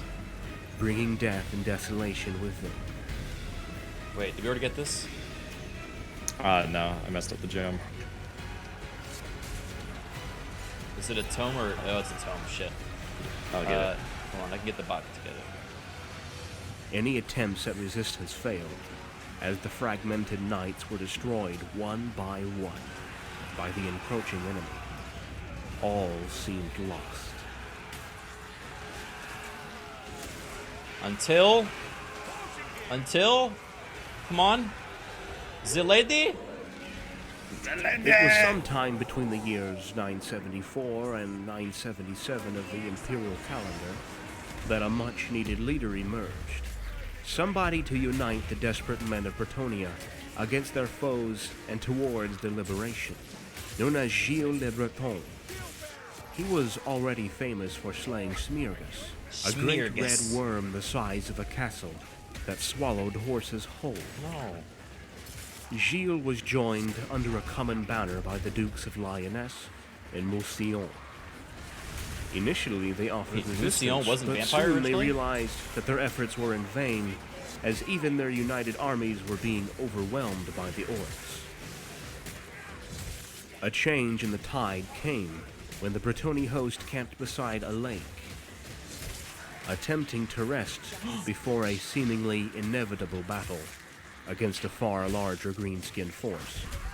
When Gilles was drawing water to drink, it is said that a young, ghostly woman appeared, with porcelain skin and fair hair covered by a white veil, looking like a blessing sent from the heavens. Stunned by the vision and driven by desperation, Is anyone else getting Gilles chills? grabbed and raised the tattered and bloodied banner of his host, Mistake. crying out, "Lady, wouldst thou bless mine banner?" As he dipped it into the lake's waters, its textiles repaired, and its colors and shapes shifted. He dipped his banner in the bathwater. Amazed, he raised it to show the miracle to his men. The pristine, glowing banner was now decorated She fixed- with an icon of a golden chalice. It changed the... The apparition was color. indeed the Lady of the Lake. Oh, fuck. We're dead. We're so fucking dead. Oh, I'm so Nobility, dead. Yeah. I'm so and far away. courage personified. This is actually... You guys just killed us. The men follow Gilles' example. They all dip their weapons in the water, asking the mysterious Lady of the Lake for her blessing, even leading their horses into the waters for the animals to Wait. also be enchanted. The only other before person the died, yeah. so we're okay. The beautiful lady granted them all her boon, and lastly, produced the very chalice, as miraculously as she emblazoned it onto the banner, and granted it to Gilles and his closest companions, the Dukes of Lyonesse and Mousillon, to drink from. As they drank, their strength was restored and their wounds healed. They have become saints amongst men, warriors amongst serfs, blessed beyond all men, and honored with a life of service to the lady. The first 3 Grail Knights. Yes! Meanwhile, the Greenskin Wall was drawing close. The lady blessed her armies, but she could not, or at least would not, slow time for them. Gilles' host assembled into formation and readied their ranks, and although the horizon was darkened with the enemy's numbers, the men's courage was unstained under the lady's blessing. They rode forward to meet the orcs, arrows falling everywhere around them, but miraculously missing the soldiers themselves. Yes! Their horses turned to gallop as the greenskins drew near, and the Bretonnia cavalry smashed into the enemy's ranks.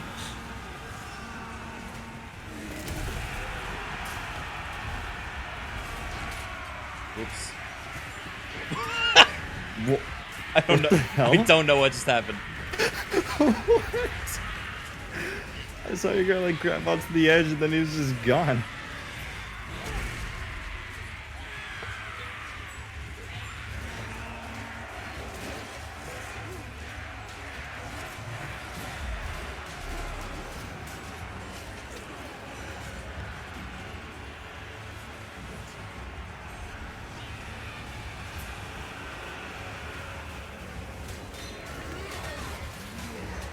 Oh, that's a boss.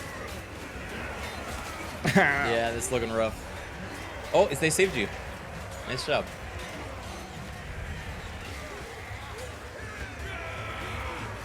Ow. Well. Well, that wasn't a very blessed run. I think the problem was I'm not playing the Grail Knight. Yeah. I think you're just a Grail Knight, man. I think you're right. Zilly the goals!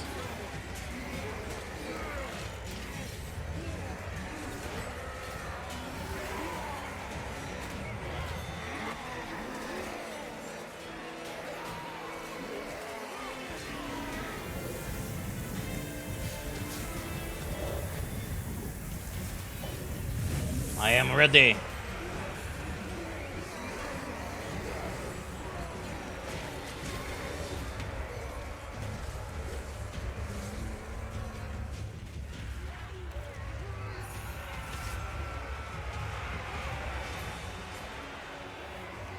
Green infantry was trampled beneath their hooves, routed, slashed, and speared as they rode on. Rank after rank after rank. The impetus of the charge was seemingly unending. The host of Bretonnia was impregnable to the weapons of the orcs, as any greenskin within an arm's length of the human soldiers quickly fell to the ground, lifeless or wounded.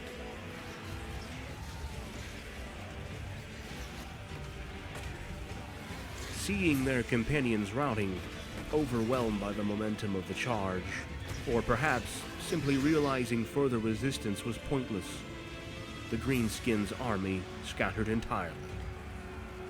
The orcs ran and screamed in anger and fear, not able to fully comprehend what had happened to the knights. Bretonnia! The bathwater happened! Stupid green orc. The battle dragged on for hours. It lasted until sunset. It was bloody, but it was won by the Bretonnia.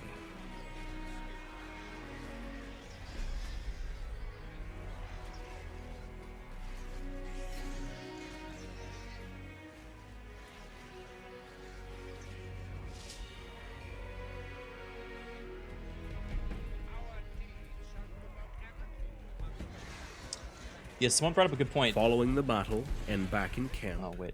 the knights accompanying Gio made their vows to the Lady of the Lake, swearing to honor and serve her.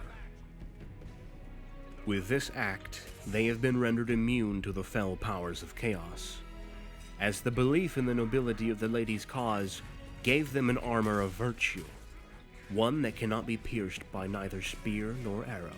Yeah! As a host bound together under one vow, they set out to free Bretonnia from occupants once more. Now, in the name of the Lady, the Grail Knights have become feared by their enemies and esteemed by all men, as their leader went on to free Bretonnia under the glowing banner of the Grail, bestowed upon Bretonnia by the Lady. The lady!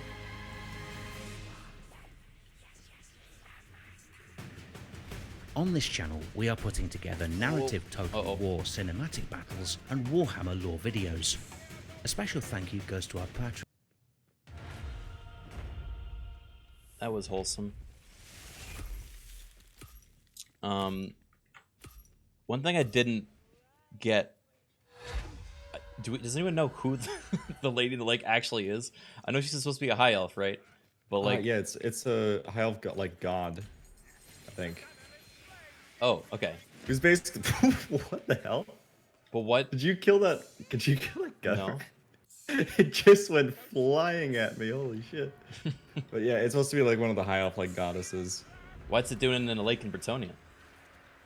I don't know. Just fucking around, you know. I mean, just like, aren't all the high elves check on the this donut? out. I'm gonna make all these humans worship me. It's gonna be funny. I mean, yeah, that's pretty funny. I'd probably do the same if I was a high elf god.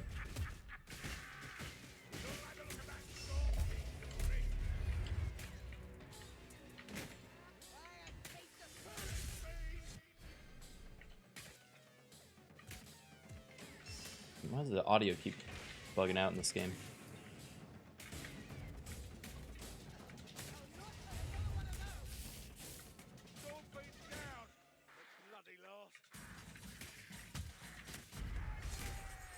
I want to learn more Bretonnian stuff. I think I want to listen to the full shtick. What say you, chat?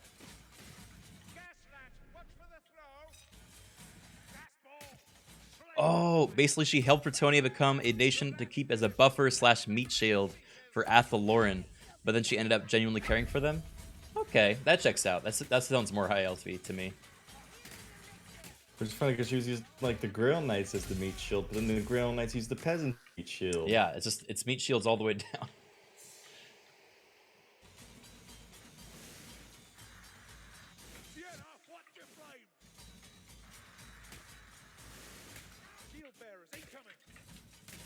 You don't think Bretonnians are neat, but you're glad I enjoy them?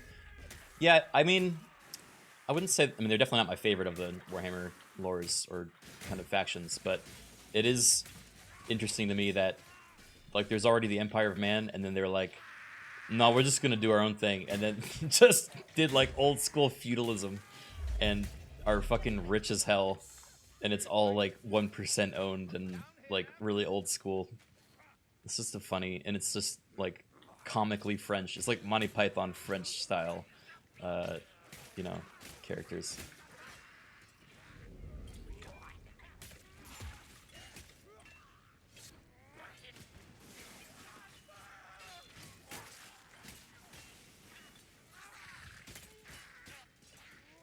Yeah, the Warhammer Monty Python.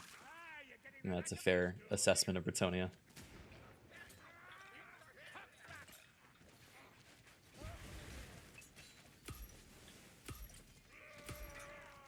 Yeah, I want to learn more about the peasants of Bretonnia specifically.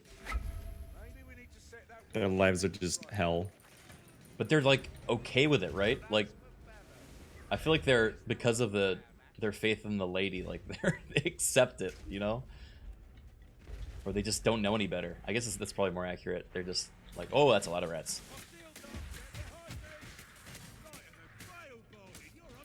Like just unending, like, work as a peasant is all they know. Yeah. Peasants are forbidden from worshipping the lady? Wait, really? Uh-oh. Check out the lore on Musilion. Yeah, that's the one I want to learn about, because I know they become vampires, right? So, but they're also like Bretonnian vampires, like they're their own brand. I'm really curious about that one. But not a lot of free time we get right now. I'm just too busy carving through all these rats. Hey, Joe. Joe, you would love the Bretonnians. They're basically worshippers of a high elf in a lake that only a select few has ever seen, but everyone loves the idea of her. So, you know, it really fits your brand, I think.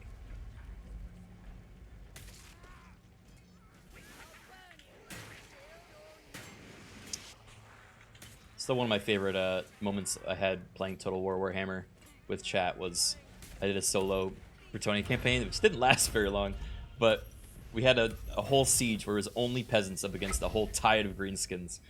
And, Oh my god. chat was just role-playing as the peasants, and they were like just desperately fighting for their fields, even though they don't own the fields.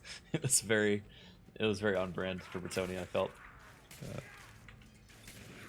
Yeah, I need to get the first Total Armor so I can do Mortal Empires. Yeah. Yeah, chat won that fight too, it's true. They won it for their cabbages. And then they had to surrender 90% of their cabbages for tax. I get to keep 10 though, so you know, it's fair. Yeah. Yeah.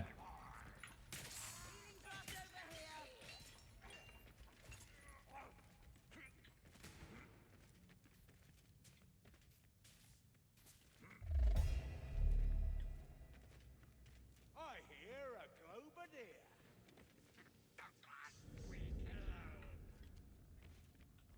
Treasure hunt, please, chat. Hold on, does anyone have jingles? I don't. Oh god. Oh god. I mean, I have 2 forks. Do it. No, I have a fork and a spoon They here. can't, they don't know the difference. What? Oh, fuck. There he goes. How do I do it with one hand? How does he not know how to use a fork and spoon? Kinda jingle.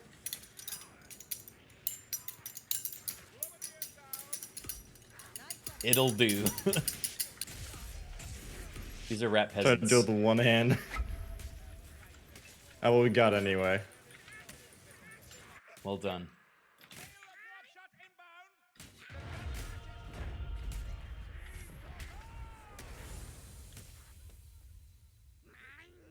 What's up with this audio?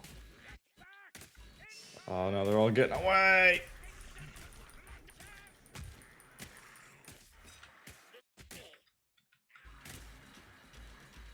Oh, troll.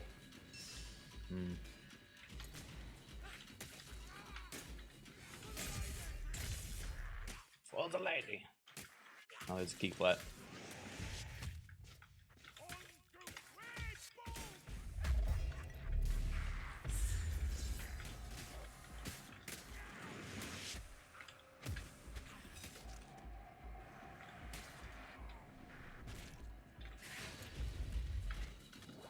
Potion better it fast.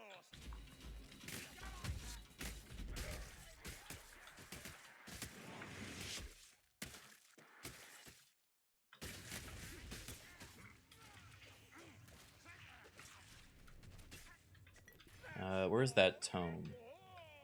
Did you get it? Here. I already have Okay. it.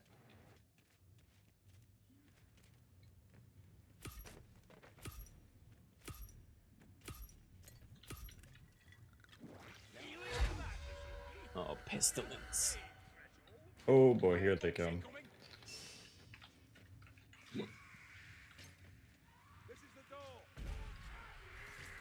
That's many.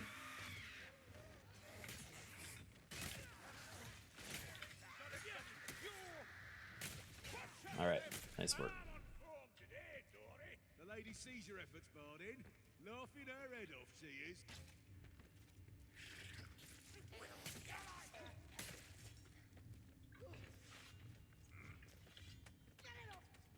Don't peasants in Bretonnia worship a different goddess? Is that true? Is there like a discount Lady of the Lake? Lady of the Puddle? Girl of Puddle.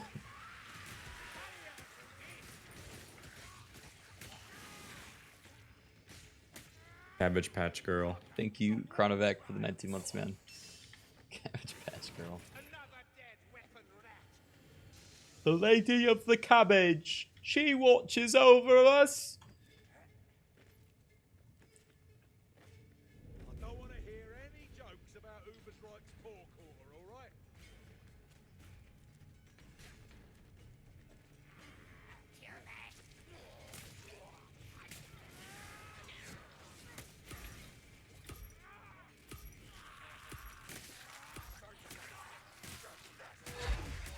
Berserkers, huh?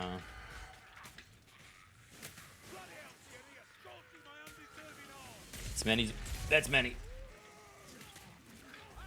Nice.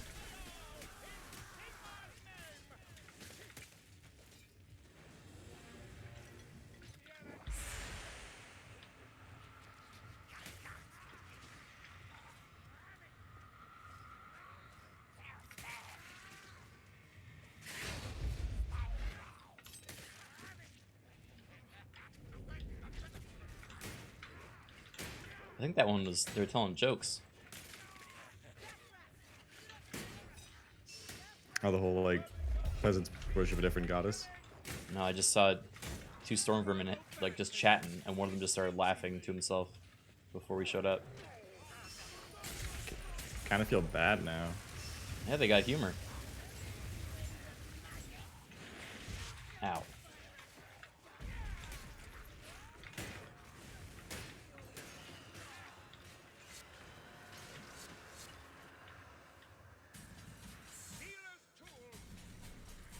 They have culture. I mean, calling Skaven culture is like... It's like calling fucking Soylent a meal, you know? It's like maybe technically, in the basest sense.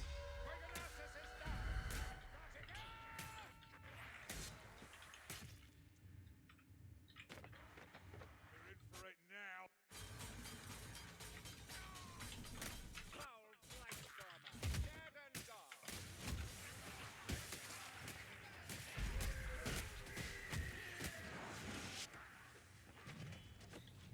Seriously, dude, don't attack the stolen community. Dude, I like your streams and all, but you're walking on thin ice. Soylent community is very protective. Soylent are people. Oh, a fat-ass Blightstormer. Dead.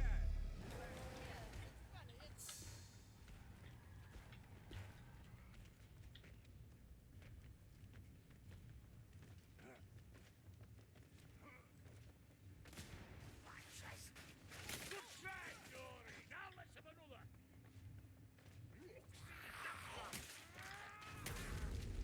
Like Fur Bridge. Hiding away like that.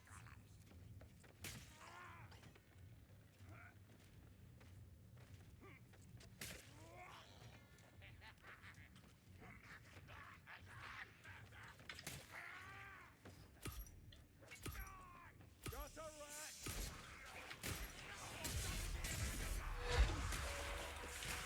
Oh, sneaky stabbing, huh? Assassin rat dead.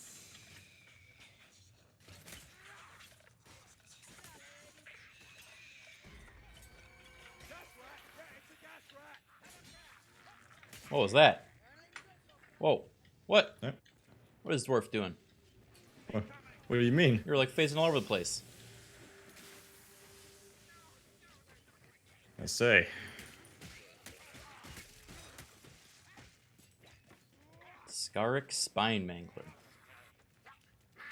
I wish I had a name as freaking dramatic as some of these rats. Oh, boss time. Is the Crusader DLC worth it? Been playing Kruber lately and curious, but don't want to pace for something you don't like. I like him a lot. He's my favorite of the Kruber classes. He is arguably overpowered. He only has melee, but he's like just very consistently strong. So Yeah, between like your active, which does just a shit ton of damage against everything, and then you get like your quest things. So it's like passive buff for everyone. and then active boss killing mechanic, and then really just kind of tanky and mobile. Well, mobile, yeah, he's pretty mobile actually. I think you get like I a have passive movement mobility. speed buff. Yeah. Yeah. Well, that's two big boys on poor Sienna. And that's another horde. Oh, that's not good. Can I kill it? Oh, damn it. I needed to get the health buff from killing it. Ow. Well, I got Sienna back up, and... Oh, no. Alright, time to activate gamer mode.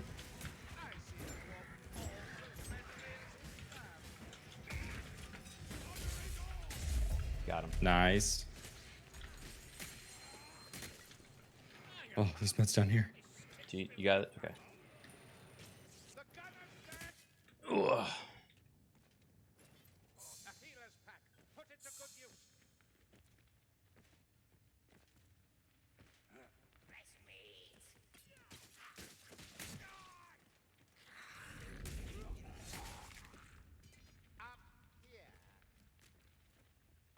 Yeah, I think between Crusader Kruber and Assassin Elf, probably the highest damages I see at the end of a round.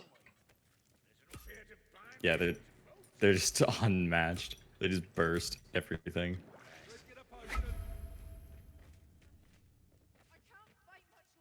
Alright.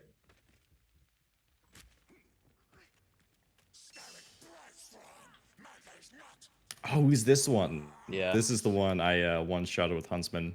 Oh, cool. Because you tag with Witch Hunter Captain, gives 20% extra damage. With the bomb. Oh, and he's dead. You get... What were you well saying? then. Hey, you know, I guess fuck Huntsman. Why be Huntsman when you can just have a sword? Yeah.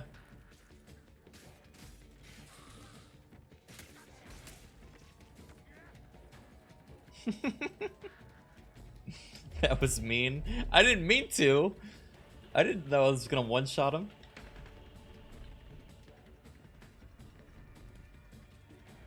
Guys, Grail Knight isn't overpowered because you have to pay money to use him. Yes, and also he doesn't have a ranged attack. See?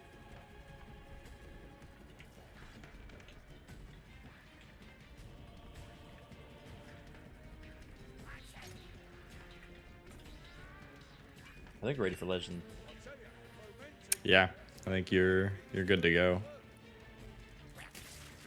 I just worry about Twitch integration on that.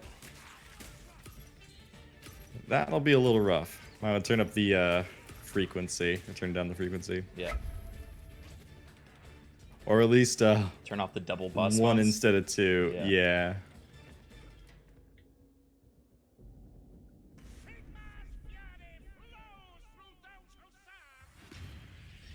Yeah. Good old rat boys.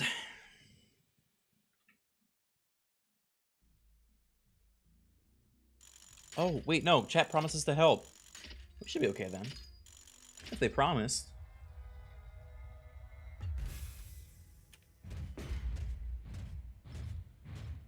That's a definite Emperor's.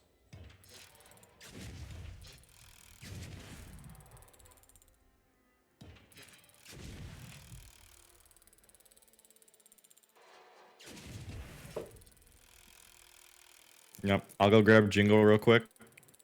So that if we need All right, a desperate Jingle. I did chat. like your bootleg makeshift Jingle. Yeah, just tapping together different utensils you couldn't even manage to do properly. It just kept falling all over the place. I have pushed a talk.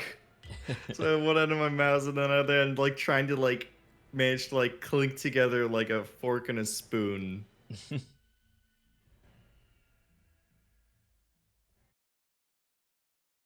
How did you have more melee kills than me, but I had more total kills when I only have melee? Good evening. I don't know how that works.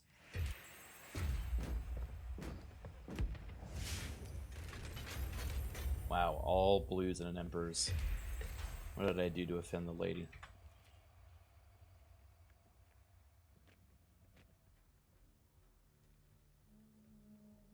All right, let's hear about the birth of Bretonnia.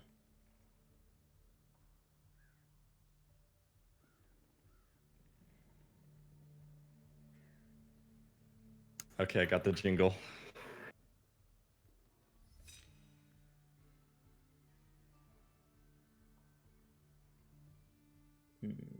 Where is it?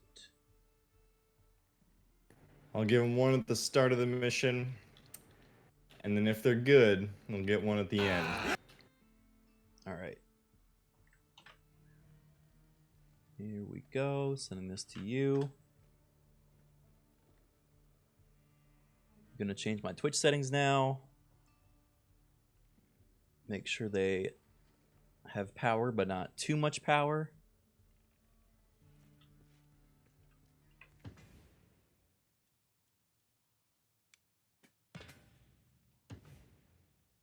Is there a specific level we want to do, or are we just gonna quick play?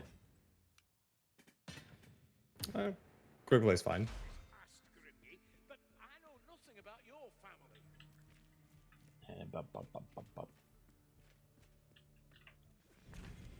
What else am I gonna do? Let's check. Oh yeah, Twitch settings is. That's Toby eye tracking. I really want to try that sometime. This seems like fun. Spawn size, we'll do 150 instead of 200, so there's not double. Time between votes, we're gonna up to 60. It was at 45 before, so only a tiny increase, guys.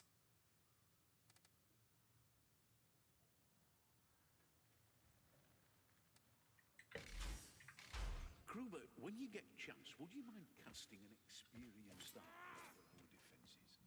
Already did. Hell old, provided we don't draw too much ire. He doesn't trust us. It's already easy? No, guys, we're upping the difficulty to legendary. It's gonna be a lot harder. Legend is a big jump, guys. For those of you who haven't played Vermintide, it's a big jump. They'll do fine, as long as they keep their heads. I don't know if this is in chat, this guy, so I'm gonna ask. He's got the pig hat. Oh, he got pig. Little floppy physics. I love him. I like your friend. What's his name?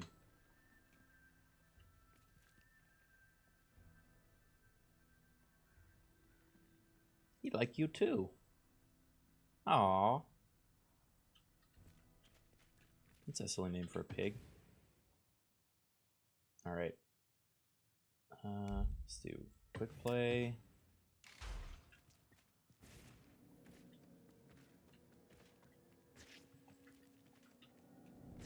Alright, do we want to get a fourth? Or are we gonna go in with Ooh, actually, yeah, that's a good idea. We should wait for one more.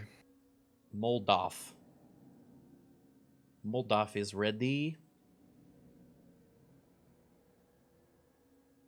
Alright, I'm gonna turn on the video. Did you get the link? I did, yeah. I All got right. it already. Alright, 3, 2, 1.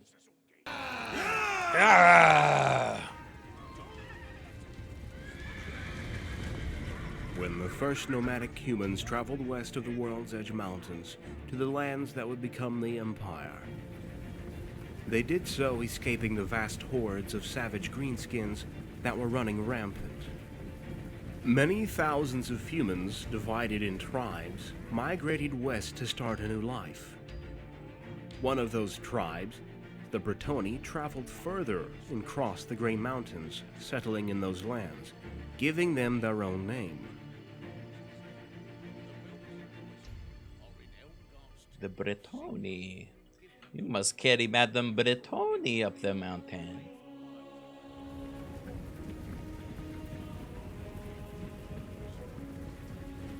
Being a tribe Alright, chat. forged in war, Here's and your with first strong jingle. people, they got rid of the greenskins that had managed to reach The first those tribute territories. is And made. soon, the Bretonnia became the Oh, dominant culture. that's a beyond the lot Grey of jingle. Mountains. There's a lot on that chain. Yeah, there's The a lot of highly keys on this one. independent warlords It's like of the 10 Bretonnia keys. lands refused to unite with the Empire, after an invitation from Sigmar was rejected due to having many differences in their core society values. The Bretonnia folk had a culture that Now, if you had revolved good around chat, chivalry, honor, there's another one social coming for you at birthright, the end of the level. nobility, and pride. They would not accept Sigmar as their leader, as he was a foreigner to them. Seems like I have a lot of the same information as the last one, but it's longer and definitely has more stuff in it. In the year 770 of the imperial calendar, Bretonnia was far from being united. Weakened by its divisions, 16 different dukedoms had been formed since the first humans settled there. The Greenskins had been multiplying in numbers for already many got years a at boss. this point. Chat, please, can we When get the men of bad Bretonnia started to notice indigestion? the growing threat, If you're good, it was you too give late. us bad indigestion. The That's many A. invasions Nice and mice raids give began bad to grow in indigestion. intensity. It took 160 more years for the threat to fully materialize. But once it did, it seemed unstoppable. Thank you, chat. Thank you. Good rats. A massive horde of orcs emerged with an unstoppable fury and began to quickly overrun the lands of Quilu.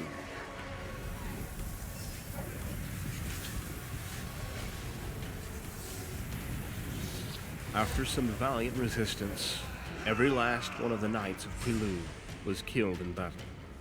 And only did the united armies of Kinel and Brion stop the orc invasion. But they failed to strike at the source of the threat.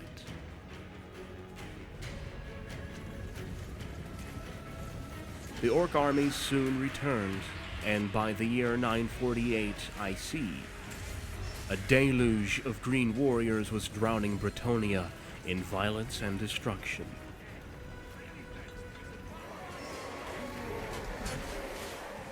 The northern lands were being overrun by Norscan raiders attacking the coasts.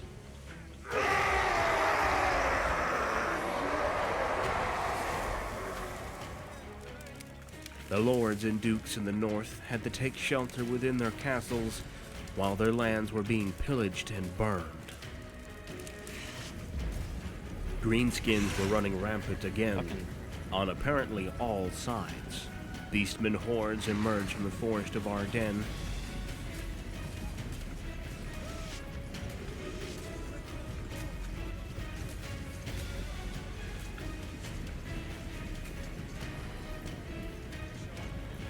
And the armies of the undead were arriving from the west in their skeletal warships, bringing death and desolation with them.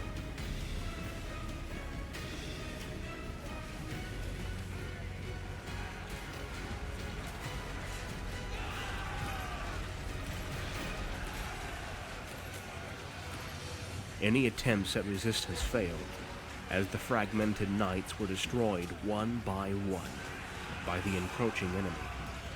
All seemed lost. And then... Oh my god, a single rat coming from behind me can just chunk my health. It was sometime And with between my the audio years fucking off, I 974 can't hear them and until it's too late. 977 of the imperial Yeah, it's calendar you get like a little audio that cue a thing. much-needed leader emerged. I really Somebody should to not be listening to unite this the video. desperate men of Bretonnia against their foes and towards their liberation. Known as Gilles le Breton, Ow. he was already famous for slaying Smeargus, a great red worm the size of a castle. This is the same that video! swallowed horses whole. I think you genuinely just took Gilles like was the joined first under a video common banner by the Dukes and just of cut it Lyonesse down. and Mousillon. Initially, they offered resistance, but soon they realized that their efforts were in Chat, I vain. can't do anything about it as because even we're their playing on united Legendary armies and were I have being to focus. overwhelmed by the orcs. A change in the tide came when the Bretonnia host camped beside a lake, attempting to rest before a seemingly inevitable battle against a far Oh, we can get larger over that. greenskin force. When Gilles was drawing water to drink, it is said that a young, ghostly woman appeared, with porcelain skin and fair hair covered by a white veil, looking like a blessing Where's the sent dwarf? from the heavens. Or the, not dwarf, sorry. Stunned by the vision and driven by desperation, Gilles grabbed and raised the tattered and bloodied banner of his host, crying Sell out, it, man. "Lady, Oh, Zerlet. wouldst thou bless mine banner? What are they doing? As he dipped it into the lake's waters, its textiles repaired, and its colors and shapes shifted. Amazed, he raised it to show the miracle to his men. The pristine, glowing banner was now decorated with an icon of a golden chalice. The apparition was indeed the Lady of the Lake. The lady! Purity, nobility. Look, Chad, and I know it's the same courage video, but I just personified. wanted to hear it all over again because I love the lady so much, The men okay? follow Gilles' example. They all dip their weapons in the water, asking the mysterious Lady of the Lake for her blessing, even leading their horses into the waters for the animals to also be enchanted. Wait, they put the before horses battle. in? I didn't know that part.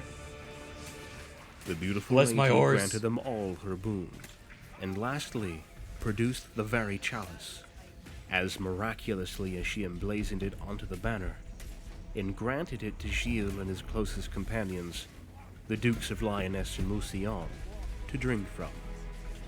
As they drank, their strength was restored and their wounds healed. They have become saints amongst men, warriors amongst serfs, blessed beyond all men, and honored with a life of service to the lady. The first 3 Grail Knights. Meanwhile, the greenskin wall was drawing close. The lady blessed her armies, but she could not, or at least would not, slow time for That's them. another boss. Gilles' Alright. host assembled into Where did formation he and just ready spawn their on top of ranks. us? And although Yeah. the horizon was darkened with the enemy's numbers, the men's courage was unstained under the lady's blessing. They rode forward to meet the orcs, arrows falling everywhere around them, but miraculously missing the soldiers themselves. Their horses turned to gallop as the Do you have the greenskins drew double near, strike on? and the Bretonnia cavalry smashed into the enemy's ranks.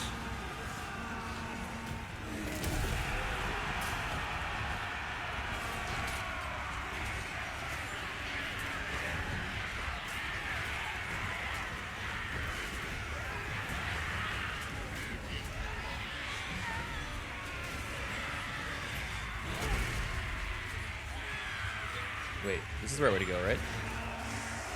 Yeah.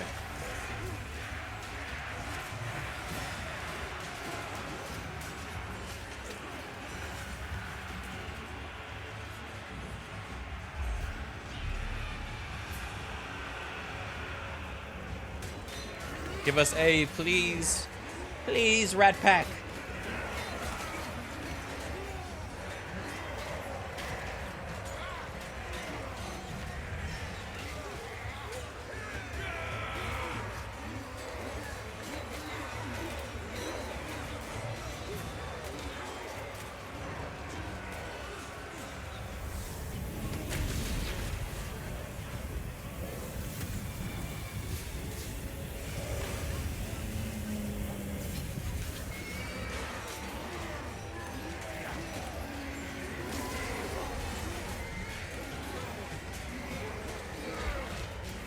Yes. Thank you. There will be more jingles for you at the end, should we make it.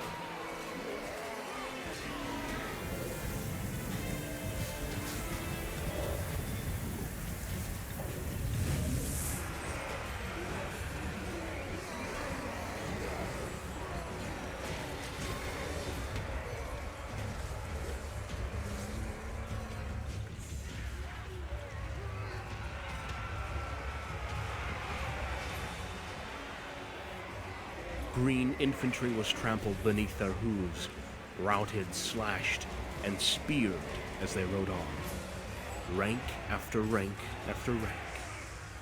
The impetus of the charge was seemingly unending. The host of Bretonnia was impregnable to the weapons of the orcs, as any greenskin within an arm's length of the human soldiers quickly fell to the ground, lifeless or wounded.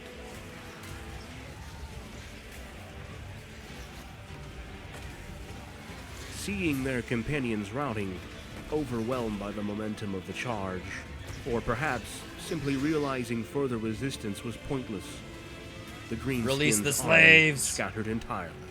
We want B, please. The orcs ran and B. screamed in anger Release and the fear, slaves. not Oh, they're able not to doing fully it. comprehend what had Chat. happened. Please. Your jingles. The tides are turning. The battle dragged There on are too for much. hours. Too many of them. It lasted until Oh sunset. no. It was bloody, but it was won by the Bretonnia.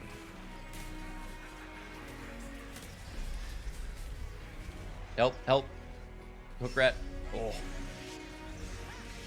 What are all these assassin rats all of a sudden?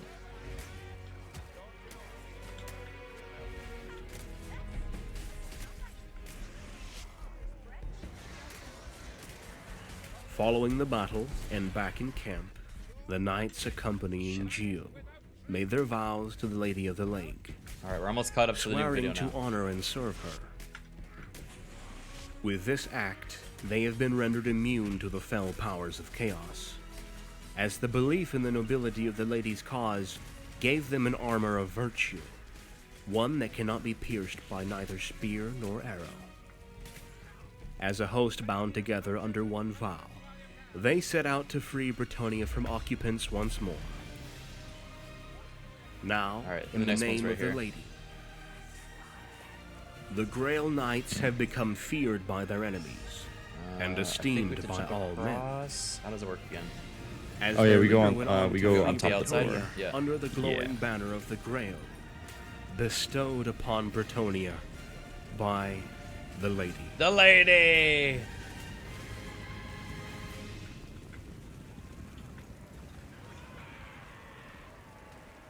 I was like, he's getting it. Gilles emerged in the darkest days of the lands of the Bretonnia and gathered other dukes to fight alongside him. Blessed by the Lady of the Lake, the Grail Knights fought a massive greenskin horde and won an important victory. Oh boy. The Oh, triumph over the massive orc army was a beacon of new light and hope in a time where Alright, the they're focused Bretonnia on me. folk This is stood so at the metal. border of total collapse. And fire just There cleaving were away. still thousands upon thousands of enemies running uncontrollably all over their lands.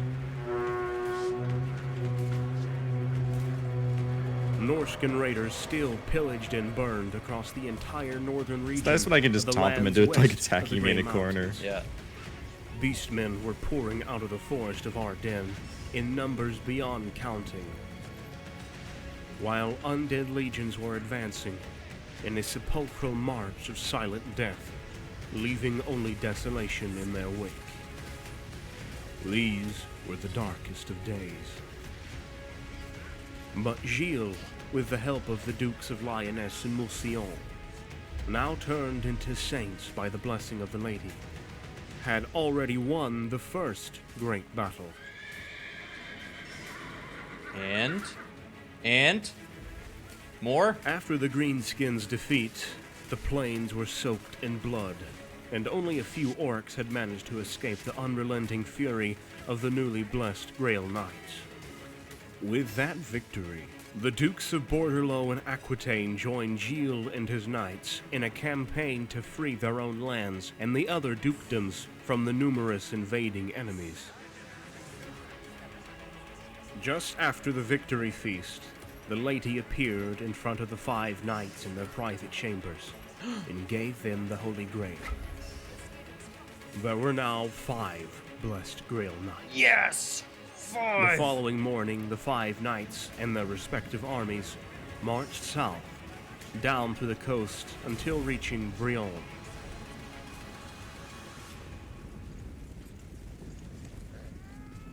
The second great battle.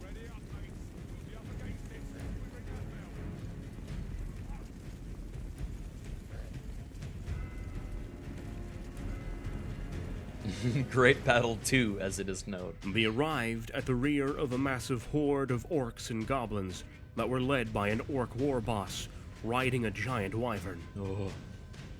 Without hesitating, they charged.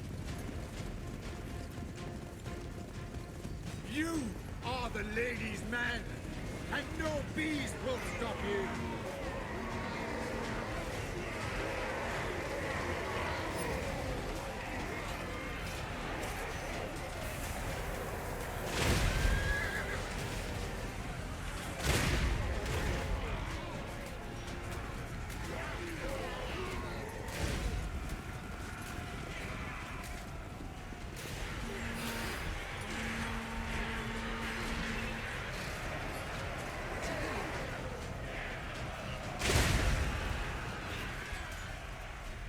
The knights fought with all their might. The orc warlord and his wyvern were struck down, Yeah. and with their leader slain, the remaining horde of orcs ran for their lives. Stupid orcs. Atop their horses, the Bretonnia delivered much was swift the lady? retribution to the Oh, don't escaping they even enemies. have ladies? Thus, the second great battle was won. But it was not over. Oh, no. With haste and their morale high, the armies continued towards the besieged capital of Brionne.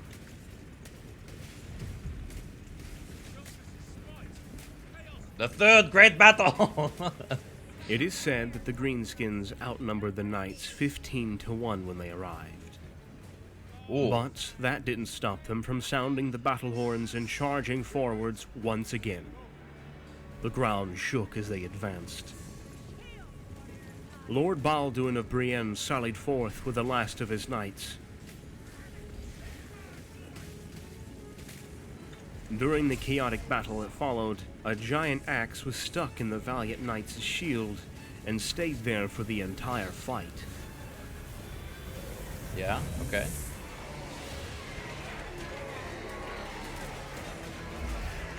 Oh boy.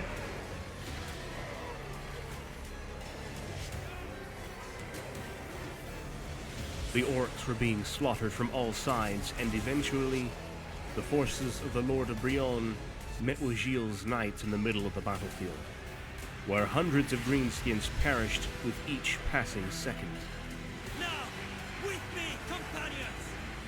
During their meeting, the lady appeared and bestowed her blessings upon Balduin, Lord of Brienne. 6 knights. With the armies of greenskins dispersed, the third great battle was won, and the sixth Grail Knight joined Gilles and the other saints in a united campaign of reclamation for their homelands.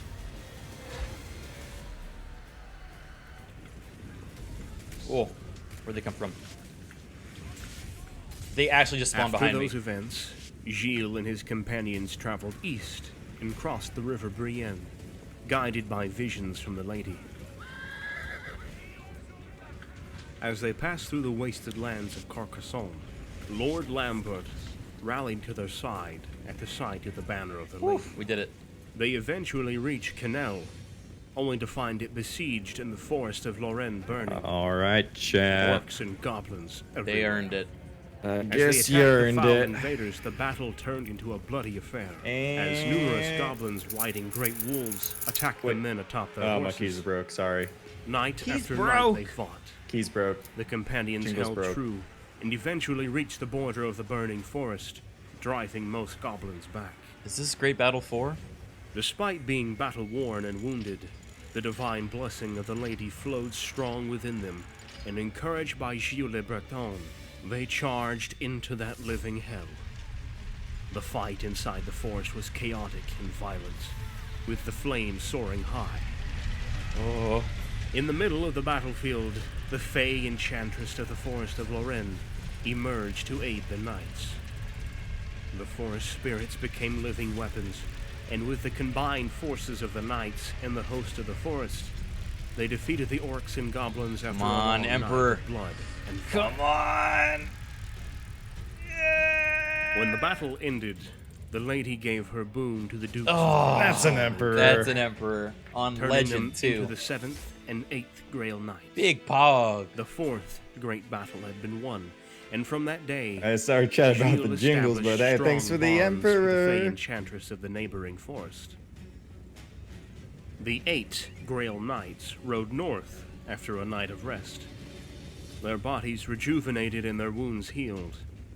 The lady's blessing granting them superhuman vigor and elevating them into unstoppable weapons of Alright. retribution. Moment of truth. Emperor's Vault. I've never After opened one of these 7 before. long days of travel, they reached the capital city of Paravon. The city I was cry. in ruins, No red.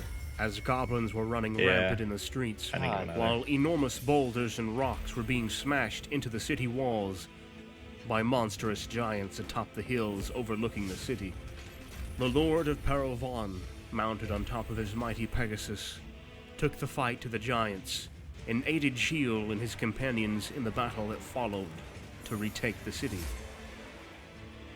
The bodies of hundreds upon hundreds of orcs and goblins were hurled into the fires as the battle ended. The blood of the greenskins tainted the streets, and the once beautiful city was destroyed. But it was finally recovered. The fifth great battle had been won. Why didn't they name any of their battles? The campaign continued with the knights traveling northwest towards Montfort. The lands of the Bretonnia were still plagued with monsters. The sixth and great battle. serious threats to the survival of their race. Oh my god. When they arrived, the city of Montfort was under heavy siege. A terrible flood of night goblins was pouring from Axmite Pass and against the castle. Their numbers seemed endless. With a valiant charge, the knights struck deep into their lines, causing heavy casualties. Suddenly, Gilles was wounded by a rusty bolt, cowardly thrown from one of the greenskins' diabolical war machines. Cowardly!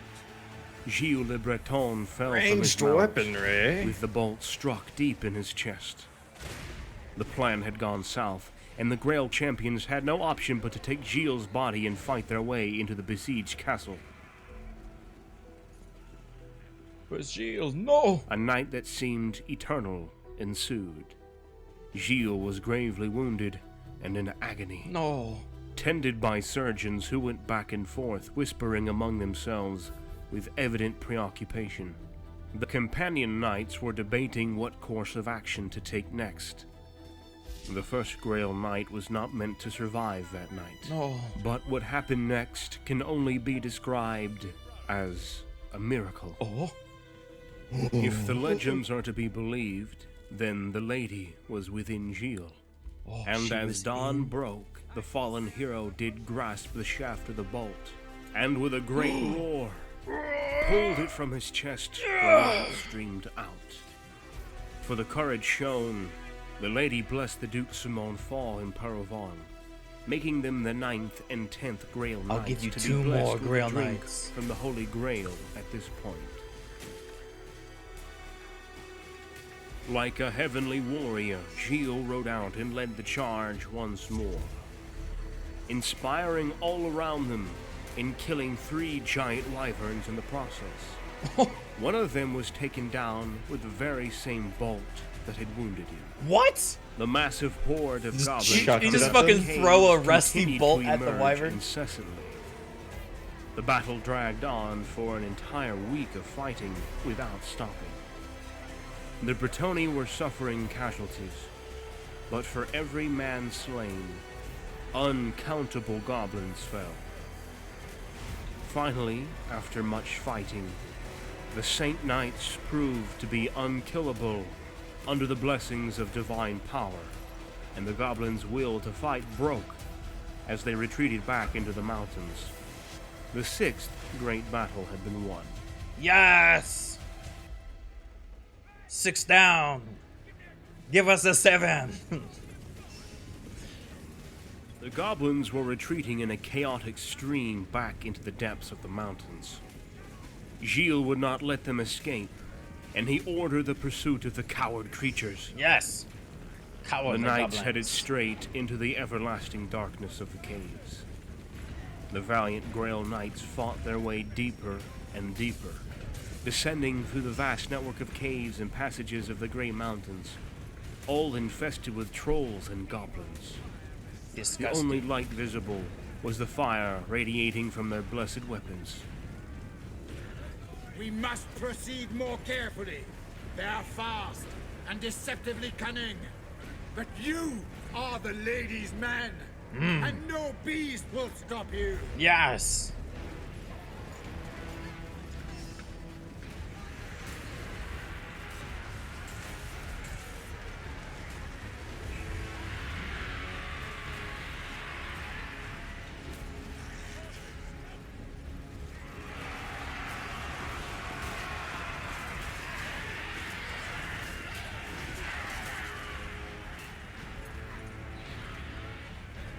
Eventually, they reached the chambers of the Goblin Kings, and they attacked. Soon after, the knights nailed the goblin kings onto their lances and fought their way back to the surface. Guided by the divine light of their weapons and causing havoc amongst the leaderless goblins, who quickly dispersed and ran for their lives. Thus, the seventh great battle had been won. The seventh great battle! Being 10 Grail knights blessed by the lady, the companions rode north, Help! where they were Help! joined by the lord of Gizero, the land they were traveling to. Oh. What they found this time was a little bit different. The Huh? sneaky goblins had called upon shamans from different tribes to summon the devastating spells of their foul gods. On the battlefield, the winds howled and shifted, materializing into what seemed to be the fury of the greenskins gods themselves. Uh-oh. Mork and Gork.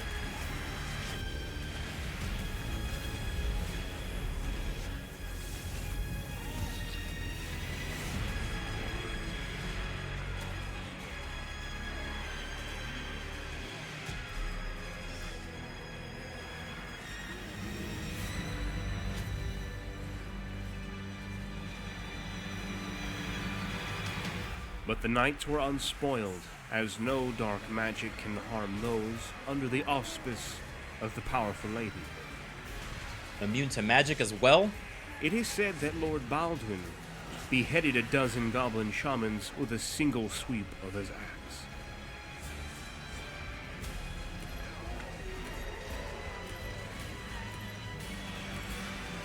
They just line up? How'd he get a dozen of them? Just have a really big sword. Yeah.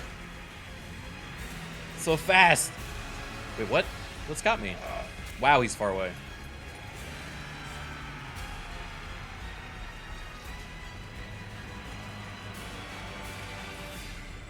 Gilles and his companions had won the 8th great battle. Yes! After tens of thousands of greenskins were swiftly struck down.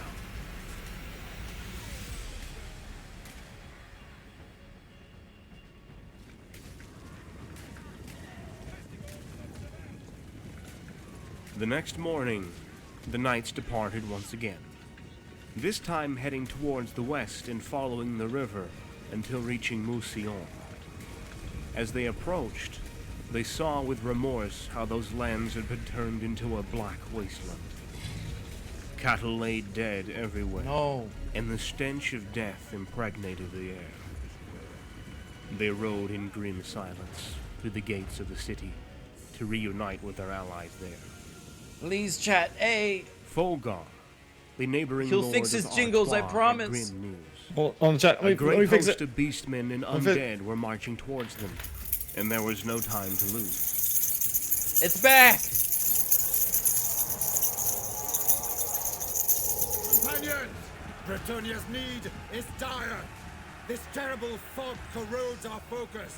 Our enemy, a horde of horrifying beasts, thrives Yes! in the gloom. The So be on your guard. jingles. The jingles. For the lady. They The worked. battle that followed was hard fought. Gilles himself managed to behead a giant drake. Viaful, lord of Lyonesse, wrestled with a two-headed giant. In the skies above, Agilgar, lord of Paravar, fought atop his mighty Pegasus against a host of flying mutant bats. Every companion was pushed to their limits as they fought immense beasts or powerful enemy champions. The battle was only won when Landuin struck down the necromancer that had raised the dead from their tombs. The animated bodies of the dead crumbled to the ground, with no magic to sustain them, and the beastmen were terrified by the sight of their allies falling apart, and the knights fighting as mighty gods of war. The filthy creatures howled and Filthy screamed away creatures, yes! back into the darkness Get of outta the here. forest of Ardennes, trying to escape total annihilation. They failed. The knights followed them, and most were killed. Yeah. When they returned, the Dukes of Artois and Gisaro, shined with the light of the Lady, thus becoming the 11th and 12th Royal Knights. The 9th great battle had ended. Can we do a 10? Their next destination would be the city of Languille to the north. The champions rode forth, going through the forest of Ardennes. Under the shade of the trees, many days passed, as Gilles and the Grail Knights headed north. Upon emerging from the other side of the forest, they reached their destination. The port city was completely surrounded by the barbaric tribes that had descended from Norsca and beyond. Crude men wearing fur as clothes and skulls as trophies. Crude. The savage animals screamed crude. and demanded blood for their foul gods.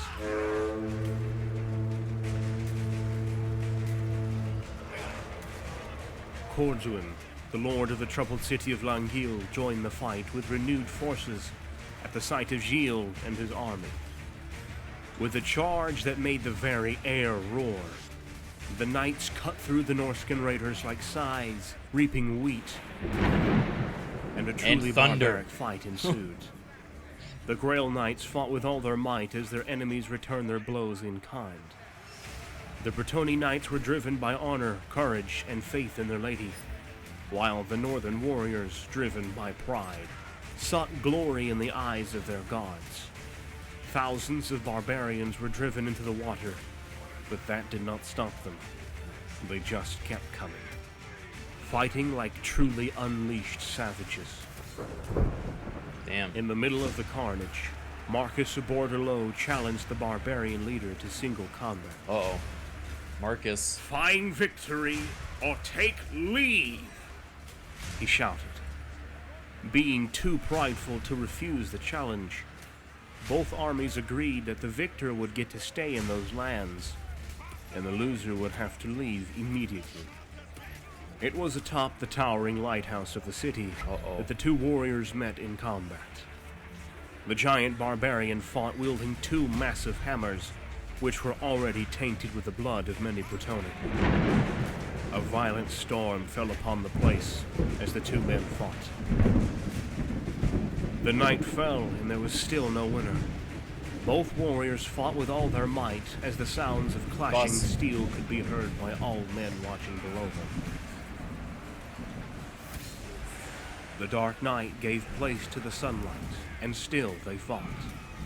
Bloodied and tired, both warriors spared no inch of ground, as they knew the fate of their people would be decided atop that tower. Many more hours passed, until Marcus opened his foe's guard, and with one decisive blow, his blade, driven by the faith of the lady, struck the towering warrior with a force that split the giant in two and sent him falling against the rocks below. The Norscan warriors honored their deal and retreated back north, sailing back to their cold and icy homelands. The 10th Great Battle, a savage war that raged for night and day, had been won. That's 10 in a row. After one night of rest, the knights resumed their journey, night of rest. now towards Couronne. That's all they need, dude. The Duke of those lands met Gilles and his men with dire news. Another massive horde of greenskins were advancing towards them, heading to Languille. The Bretonnia would meet them in battle with their banners raised high and their energies renewed.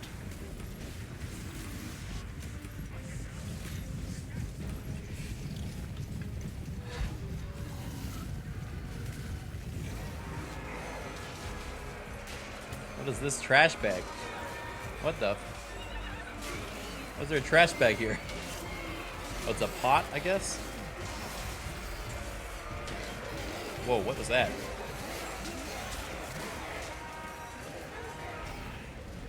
We will plunge our blades into their ignoble hearts and reclaim our birthright. The number of greenskins that were slain on that day is said to be beyond counting. Oh. The river Sani ran black with the blood of the greenskin race. To this day, the marks of that battle can still be seen, and the battlefield was forever left with the enormous mark of blood. that quenched the earth of those lands. With the 11th great battle won, the bloody knights gathered in Curon. They did it. Surely it's not a 12th great battle. On the plains of Curon, these guys. Gilles and his companions fought the biggest battle of the campaign. Oh. From the forest of Ardennes started to emerge all types of beasts and creatures without name. It was as if the forest was vomiting repulsive beastmen Ew. hordes without stopping. As the knights prepared to face this threat, Get that forest of tongues. news arrived that a massive green-skinned horde was approaching, the largest they had ever seen in those lands. To make matters even worse, a Skaven army rose up from the depths of the city tunnels and sewers and began pillaging the streets. The Lady of the Lake appeared amongst the reunited knights before the final battle How could they possibly? and gave the Dukes of Languille and Curon a drink from the Holy Grail. More drinkies. She then proceeded to bless the rest of the army. 14 Grail companions were now ready to go to war in the name of the Lady.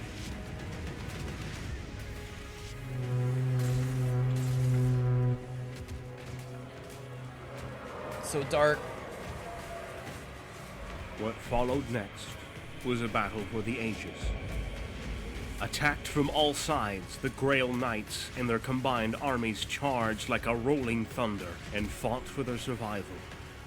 The earth would constantly shake, and it seemed like it would crack open under the sheer weight of the thousands upon thousands of warriors. Should we fail today, Bretonnia will be left vulnerable. The kingdom relies on us. So fight to defend all you hold dear. Yes. We've gotten really unlucky with The the battle events. lasted for weeks, Yeah. and the martial skills, bonds of brotherhood, Oh god. and courage no. of the now united The dukes of those stage lands one were on this tested. is gonna be rough. Knowing that the power of Should the we wait? Lady flowed through them, they No. fought Alright. and fought without fear. They waged war like never before. As the days passed, the warriors lost count of how many weeks the battle lasted. But against all odds, the Grail Knights emerged victorious. The bodies of the vile creatures formed mountains of corpses Got that it. were put to the torch. The flames touched the sky, and the dark smoke covered the skies for an entire season after the battle. Oh, this is gonna be very bad. Yep. This Oh my marked god. the end of the 12th and final great battle of the campaign that Gilles and his companions fought to liberate their lands.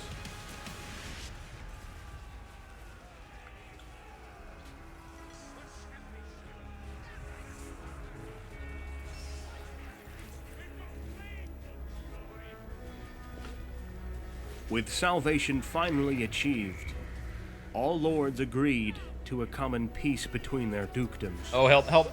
Bretonnia was founded by Gilles de Breton, who was crowned as the first king Died. of the newly established kingdom, and whom the Bretonians no. hold to be I have them all as tanked on renowned me. as Sigmar. The kingdom is now divided into 14 great dukedoms. From the fair Curon to the north, to the rugged land of Ah, damn it. Carstein to the south. Each of the powerful dukes commands an army of knights supported by squires Oh, and come men-at-arms, Did you just T-pose? What was drawn that? from the ranks of the Wait, common. what? You just like slowly Gilles stood up and continued to T-posed, fight and then you for their got people pounced. whenever any enemies menaced the region. It was Gilles who established their military traditions for the centuries to come. Not necessarily free of obstacles and challenges, Bretonnia prospered greatly under his rule.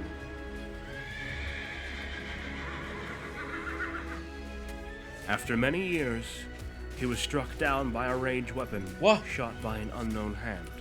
What? This event marked the Bretonians deeply, as they despise any weapon that cowardly kills from afar. Coward! Cowardly ranged. With his dying breath, Gilles asked to be taken to a nearby lake. There, atop a ghostly boat made of mists, Gilles' body was carried by the lady herself, as he transcended to godhood. Became a Thus god? passed the legend of Gilles de Breton, the uniter of Bretonnia.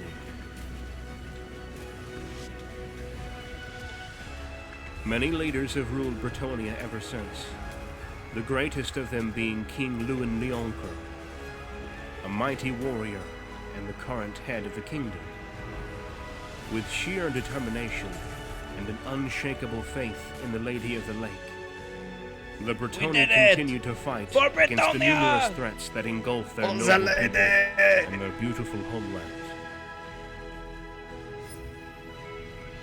And will continue to do so until the end times.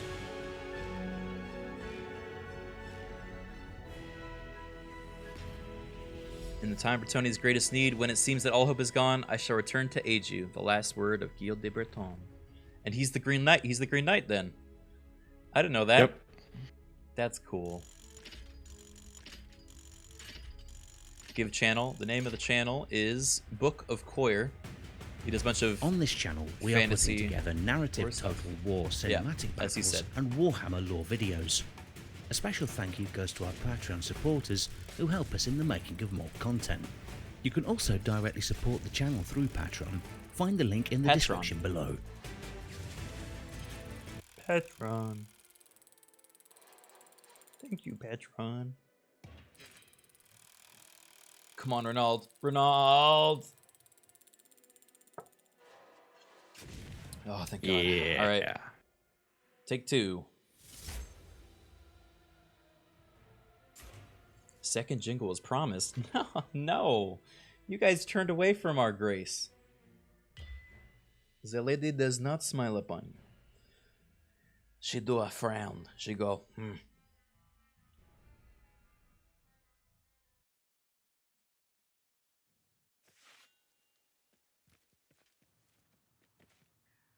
evening. Made it through another day. You know, chat, there's a trash can over there. Would be a shame if the jingles were to... They're gone. I got a red, which is my fucking 4th trinket red. How does this keep happening?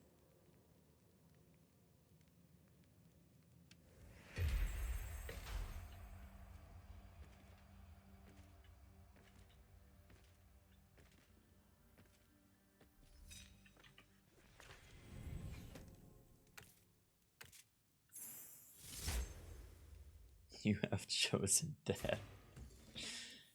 Oh boy.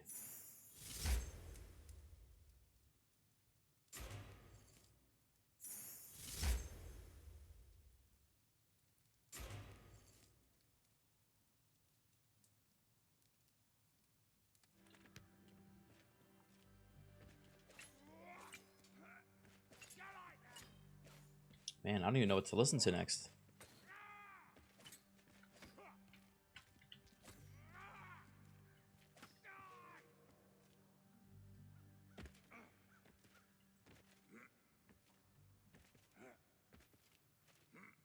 I'm surprised to see you still here, Elf.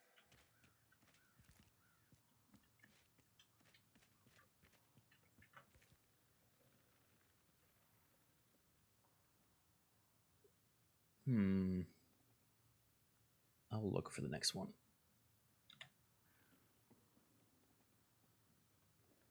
Alright, Chad, I actually haven't eaten my lunch yet. I'm only admitting this to you because my hunger grows. So I'm going to eat that while we put on the next video. Yeah, I know, it's not good. It's not good.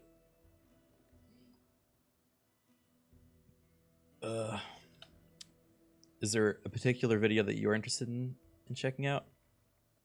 Let me take a look.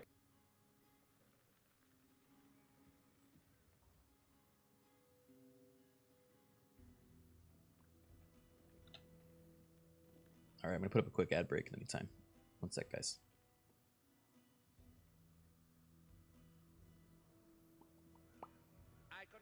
Ooh, have you seen any of this on the Lizardman? Nah. Could. Not that interested in them. Not as interested, but I could give it a shot. There's also there is like, have you seen his like, or like any of the specific ones on like Skaven characters like Queek? I feel like I've watched most of the Skaven ones, but the Prophecy of Sotek, actually, I'm kind of curious about that, because I know that one's like, yeah, that one sounds cool. All right, we'll do a lizard one next. Here. I think that's with like a Skinky boy. That Tehenoine. Yeah. Tehenoine. Just the lizard version of a rat.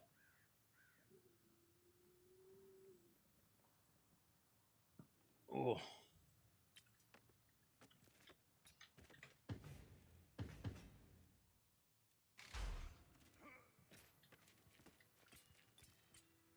I'm gonna eat my sandwich in the meantime because I never did. Uh-oh. All right. All right. I'm ready to start it when you are. I am ready to go. All right. 3, 2, 1, go. The continent of Lustria has had a long and tumultuous history. One of the most significant events within these lands was the savage war between the Lizardmen and Clan Pestilence. For more than a century, the unrelenting clash between these forces claimed uncountable lives from both sides. Damn. This is the story of the rat and the serpent.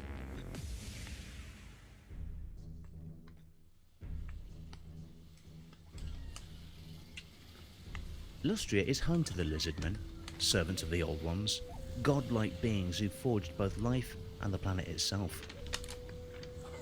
When the first spawning came to a close and the Old Ones departed, the first spawned Slan priests wrote down the scripture of the Great Plan, a detailed collection of prophecies and lore that would lead the Lizardman race in the future. The Slan priests revered the Great Plan as scripture, and zealously followed its many commandments and prophecies, scrawled into sacred stone plaques. However, one plaque stood out from all the rest, the prophecy of Sotek. One prophecy shines above all others. The prophecy of Sotek was an obscure one, scrawled on a single plaque that was kept in the pyramid city of Shakwa. The priests of that city were unsure of the plaque's meaning, as any of the plaques describing the Great Plan. They never pondered about its meaning too much, lest the other priests demand the knowledge of the plaque for themselves, so the plaque would stay, remaining in the vaults of the Lizardmen. The prophecy predicted not only the fall of the gates in the north and the demon invasion that threatened the very world itself, but an enemy that would bring plague and death to Lustria. It would be a perilous time that the Lizardmen would have to endure, a crashing tide against a solid rock. This enemy would be consumed by the great serpent that was Sotek. Though the priests were concerned of the prophecy's warnings, they disregarded it, focusing on other affairs. This would prove to be a deadly miscalculation. They ignored it? Why? So, you give any thought to that little proposition I made? It was on the year of 1339 of the imperial calendar in which the warnings of the prophecies seemed to come alight. Around this time, a new power arose from the jungles of Lustria. A Skaven clan traversed the dry deserts of what is now known as Arabe. How these ratmen found the tunnels beneath the Great Ocean to the jungle lands of the Lizardmen is unrecorded. Although the ratmen were accustomed to the insect-filled swamps of the Old World, the virulent tropical diseases of Lustria began to take their toll. When the clan was reduced to only a few hundred surviving members, their fur soaked in cold sweat and their fevered brains racked by insane visions, the clan was visited by an epiphany. If they dedicated their lives to the Great Horned Rat, they would be spared. If they scoured the jungle for victims to sacrifice, the Great Horned One's hunger would be appeased. If they grew to revere the very diseases that were killing them, they might be born anew. And so, out of the darkest desperation, a new breed of Skaven emerged, the Plague Monks. Methodically, Clan Pestilence grew, plundering arcane secrets from the jungle ruins over the centuries, and learning to overcome countless diseases. fully devoting themselves to corruption. When the time came, they were ready to enact their plan and begin actively looking for cold-blooded reptilian creatures to sacrifice in the name of the Great Horned Rat. The Skaven and their pestilence arose in the lizardmen spawning pools south of the temple city of Shakwa. The spawning pools were normally verdant and green, but suddenly they were turned black and sickly. Instead of healthy saurus and skinks, malformed mutants crawled out of the dark waters, walking with malformed legs and screaming with ulcer-filled mouths. They withered and died only hours after they were spawned, collapsing under the baking heat of the Lustrian sun.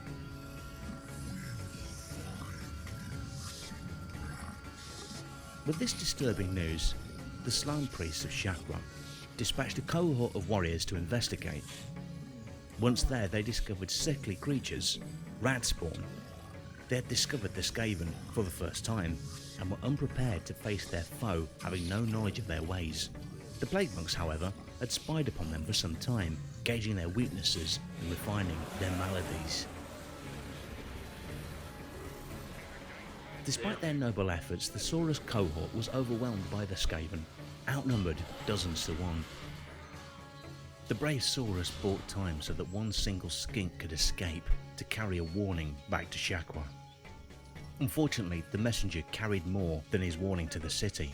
Instead of salvation, it brought doom, for it had been infected by the seeds of pestilence. It only took days before Shakwa itself was in anarchy. Skinks died in droves, as they were the most susceptible to the plague that the Skaven brought. As the infection grew out of hand, priests read aloud the prophecy of Sotek to the masses and ordered warbands of skinks to seek out the rat spawn and to bring them as sacrifices to invoke the power of Sotek and drive the rat spawn back to their fetid dens. Many warbands did not return, but the ones that did returned with Skaven prisoners. They were dragged, kicking and screaming, into the newly constructed altar of Sotek to be sacrificed to the serpent god. However, this only made the disease plaguing the city worse, as these prisoners brought the sickness with them. The Slan priests themselves sickened, and soon they were sealed in underground tombs to be protected by their Saurus bodyguards. Without the Slan to lead them, the Skinks of Shakwa were leaderless. As the last of the Slan was sealed away, a green comet with two tails flew overhead in the night sky. The forked tongue of Sotek hangs Oh low shit. in the sky. You know what that is? The Slan have felt it. Now I see it. Brighter, clearer. This was the herald of the coming Sotek. The problem with the Empire ain't with the soldiers, it's with those who give the orders. Most Leadership of the city's survivors fell to the skink priests of Shakwa. The greatest of their number was Tehenuen, who recovered the plaque containing the prophecy of Sotek, took a gleaming sacrificial blade and declared himself the prophet of the serpent god, leading at the head of a great column of survivors leaving Shakwa. He sought to warn all lizardmen of the impending danger and rally them for revenge. With him, a new breed of skinks started to become more notable, skinks with blood-red crests, which seemed to be as eager for war as their Saurus brethren. With this increasingly glowing host of skinks, the prophet of Sotek led an army against the pestilent rat spawn. As skinks were the massive majority of the victims of the plague that was now sweeping the continent, many skinks were drawn to the red host of Tehenuen. They joined in droves, as the host travelled across the continent, relieving cities that were besieged by the rat spawn, killing many and sacrificing any that were captured to the serpent god. There was no mercy, no remorse. There was only death. The prophet of Sotek demanded that the rat spawn be sacrificed so that he could manifest into reality and save the lizardmen from the grueling war. It was said that when Sotek was properly filled with the blood of ratmen, the serpent god himself would devour the great horned rat, would spend an eternity stewing inside the mighty serpent's guts. As the Slan meditated on the right course of action, it was the prophet of Sotek who rose up to lead the lizardmen against the Skaven. Neither side showed the slightest mercy towards the other. Screeching Skaven hordes threw themselves upon the temple cities, looking to spread disease in cold-blooded beings. to sacrifice the Great Horned Rat. Yes, one less thing. More, keep going. While skink war parties scoured the jungle, seeking out entrances to the Ratmen's underground layers.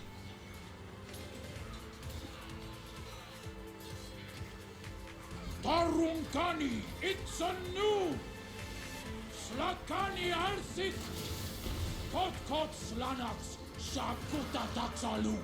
Atuonkani Toa Paka, Skinkunka Butcha! Luonka Kiku Shakuta Shak, Silikunkani! Sanakayu Siliitsunu et Tundo! Zul Sarak Zikshini, Shakota Kutunka Tehe, Ata Sotek Kikusla! After a century of open battle, the war reached its bloody climax at the Battle of Guacmol Crater. There, the Prophet of Sotek and his now massive cohort set up a cunning trap, which resulted in the decisive victory and thousands of captives that were led in a long column to an ancient altar dedicated to the serpent god. Hundreds of Ratmen were sacrificed with every passing hour. These events summoned a tide of serpents which were immune to the plagues of clan pestilence. These serpents emerged from the depths of the Skaven tunnels and drove the rats out of the underground and into the ruined cities in which they took refuge in. Loss after loss, the Skaven clan pestilence were driven back until they were encircled in the ruined city of Quetzal. They were surrounded on all sides by the armies of every active temple city in Lustria. They were trapped. I like this little run a lot. The bickered amongst themselves. Yeah, this before is they came cool. up with a plan in order to ensure the survival of their clan. I've been watching, guys. Mustering the entirety of Clan Pestilence in a horde that clouded the horizon, the Skaven attempted to make a last bet to break through the encirclement and reach the coast to sail from Lustria towards the Southlands. The entirety of the clan clashed onto the Lizardmen armies in an attempt to break through their lines in a mad dash to reach the coast.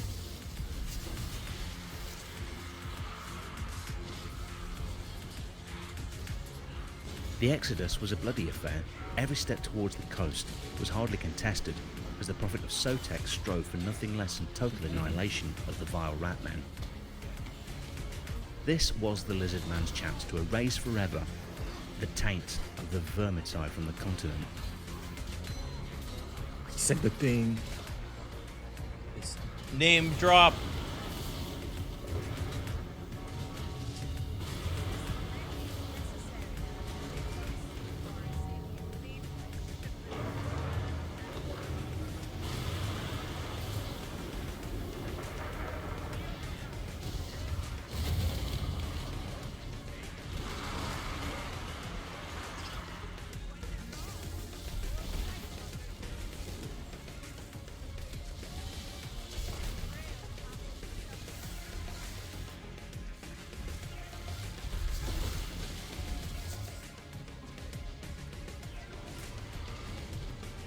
The final battle was fought upon the shores of the fuming Serpent Island, as a portion of the Skaven horde was tricked by their own lords to perform a sacrificial delaying action, while the rest of the Ratmen deserted their kin and sailed eastwards on a ramshackle fleet made from bulbous wood. Damn. That is so rad. Make way, I'm too important! The Skaven were slain by the thousands, but a magnificent number managed to escape.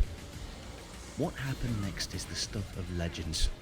Skinks claimed at the height of the fighting, Sotek himself appeared, rising from the bubbling volcano in the form of a serpent of unimaginable size. Did he? No way. It is said that Sotek dove into the sea to chase after the Ratmen and pursued them across the world, all the way towards the Southlands. With the Ratmen defeated and finally out of Lustria, the Slan could not deny the reality of the Serpent God, and it was ordered that the altars be constructed in every temple city to bring fealty to him.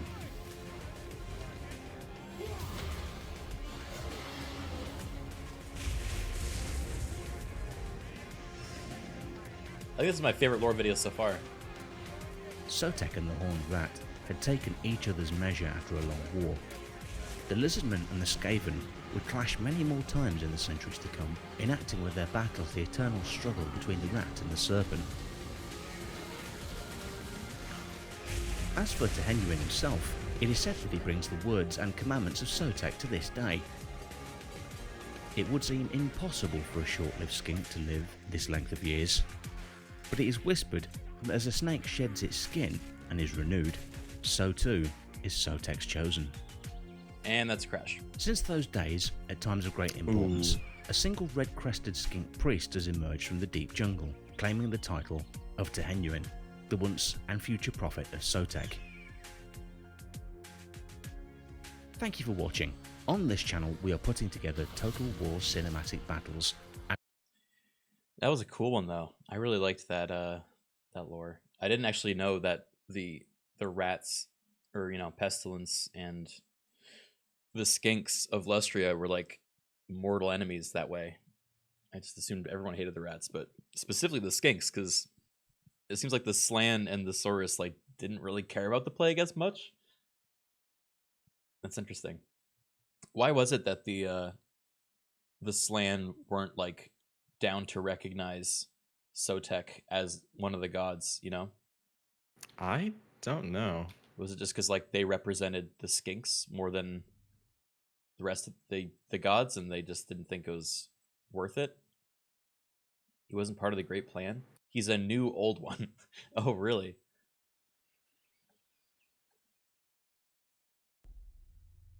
It's also entirely possible the Slan are just lazy fuckers and just didn't give a shit about it.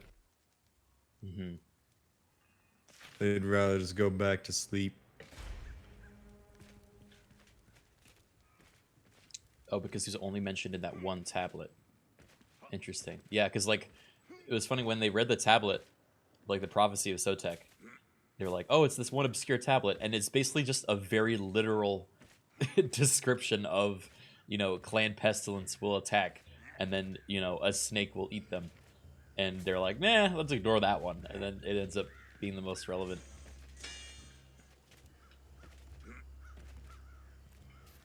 Wow, an anonymous gifter gave everybody a tier 1 sub. Everyone check. You should now have a tier 1 sub. I'm wondering how many streams that works in.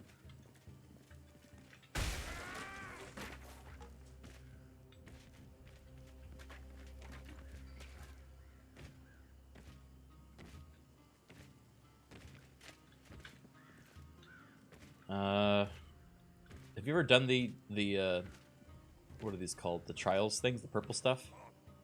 Are they any good? Oh, those? I've tried them once. I thought they were just kind of boring. There's like cool like weapon skins and stuff you can get from them, but they only apply in the mode itself. They don't. You can't get them for like regular stuff, which sucks. Yeah, it's kind of weird. You have to start from scratch again too, right? Yeah.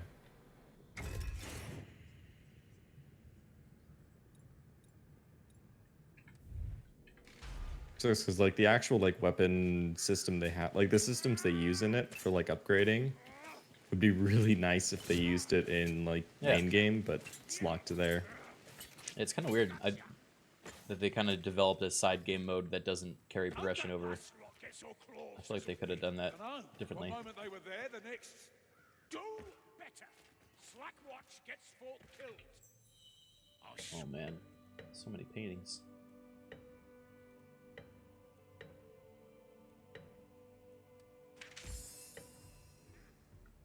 Pretty.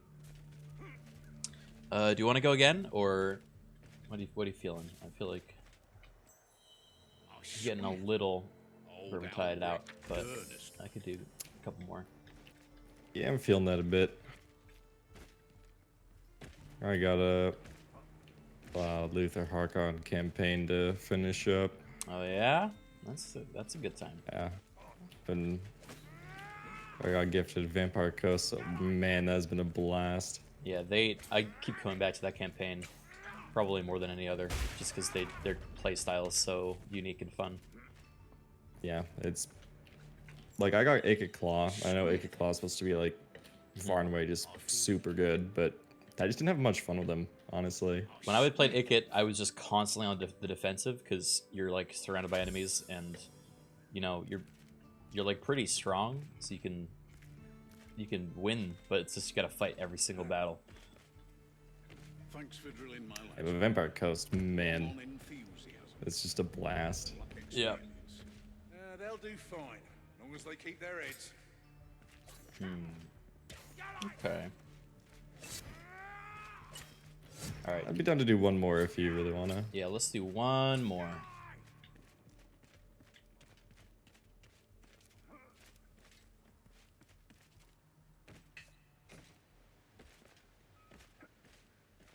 How do you play Vamkos other than throwing bloaters at the enemy? Oh, my friend. Oh. One word. Oh.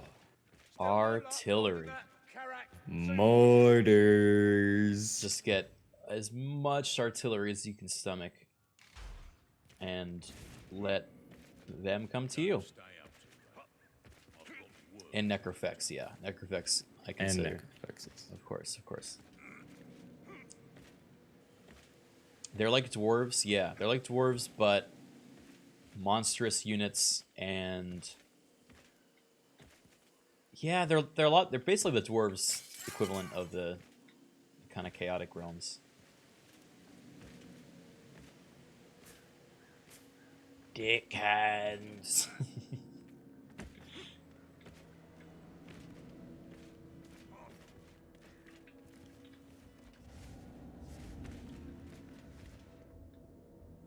Oh, this one doesn't have chat interaction. I forgot to turn it on. That's okay. Sorry, chat. You're in a corner now. Oh shit! I gotta pick new lore. There are pacts sworn everywhere right now, and if it wasn't for Fort Braxenbrugger, they'd be even farther afield. I'd suggest you get out there and make sure Fort Braxenbrugger holds. Avoid the siege lines by taking a secret path down by the river. Chances are the rat men know about it, but beggars can't be choosers. Let's do Gotrek and Felix. Nice wholesome one.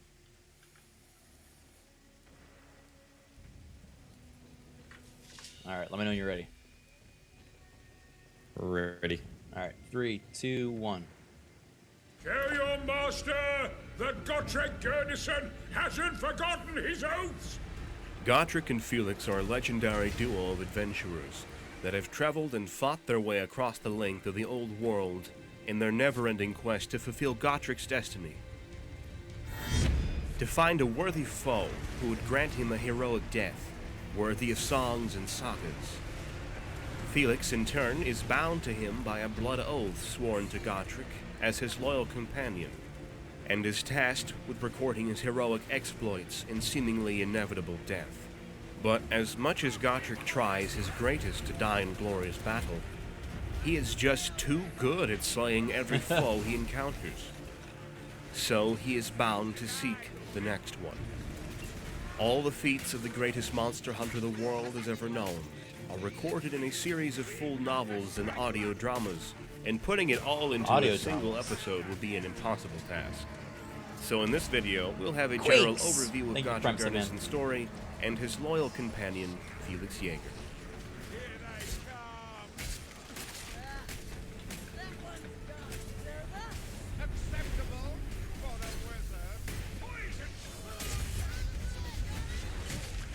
Grimnir was one of the first legendary dwarves that existed in the Warhammer world, along with Valea and Grungi.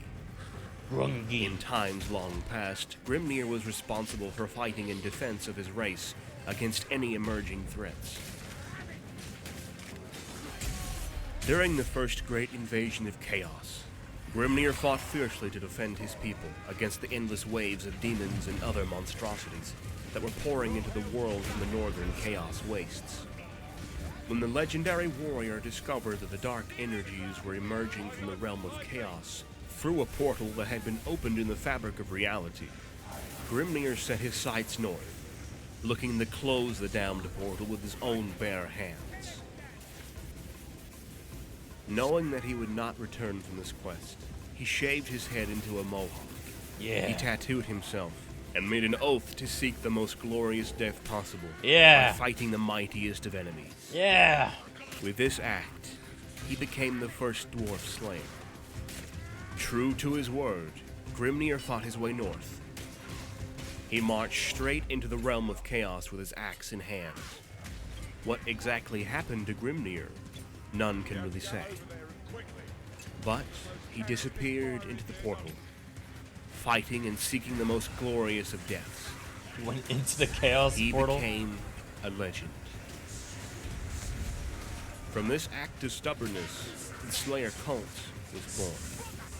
Following Grimnir's actions, hundreds upon hundreds of dwarves traveled the Karak Kadrin each year to take upon the Slayer's oath and begin their journey into the wilderness, always seeking to gain the most glorious death possible.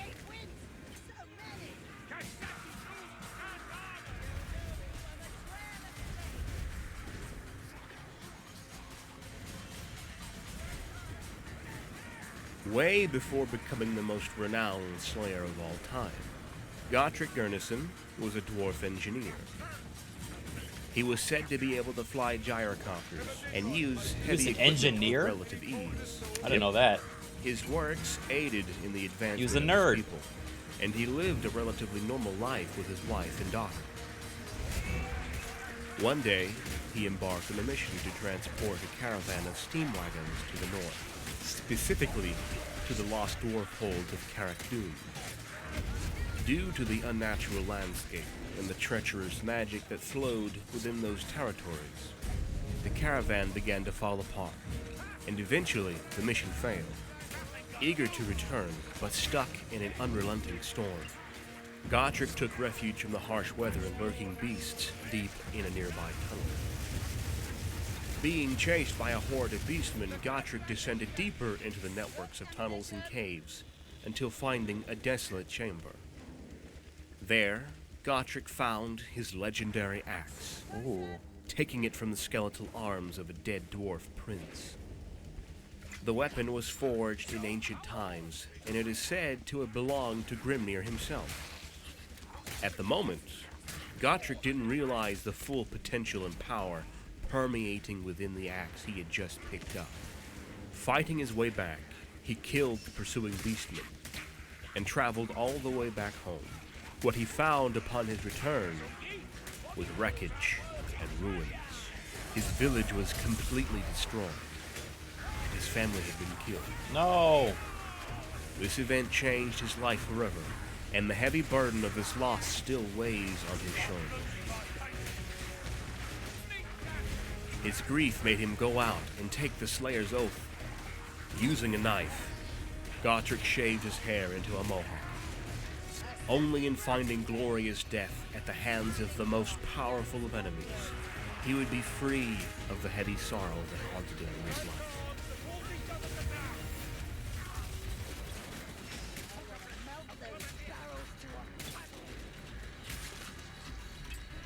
Also, Felix was a poet and a student at the University of Altdorf.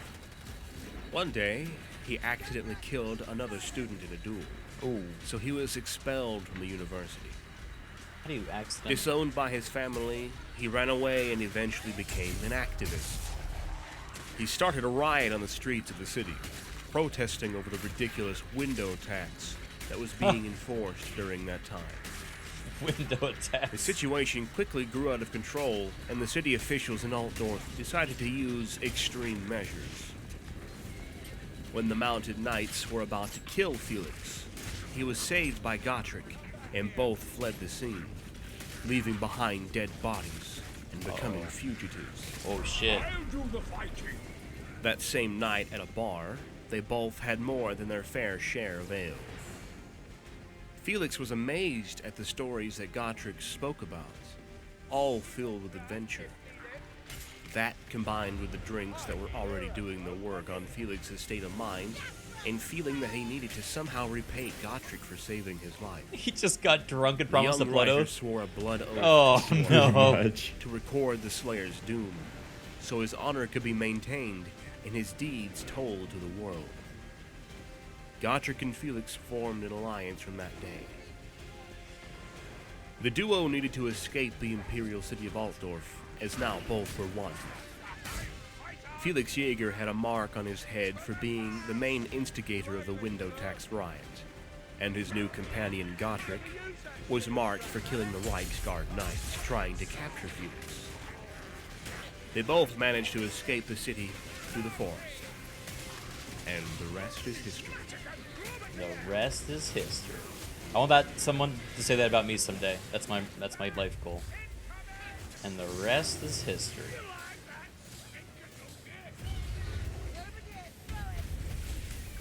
Ever since they ventured into the wilderness, the duo had faced numberless challenges and foes. All their deeds are recorded in the book, My Travels with Gotrek, written by Felix Jaeger. The writings include details such as how Gotrek lost his eye fighting a big number of orcs and goblins, how Felix found love in Kristen, a young girl who was killed by the savage hands of the Greenskins. Aww. The book also tells how they tracked and defeated a band of cultists during a long night, of how they traversed the wilderness and the steep terrain to get into the hold of Carrick 8 Peaks, and the perils they faced there.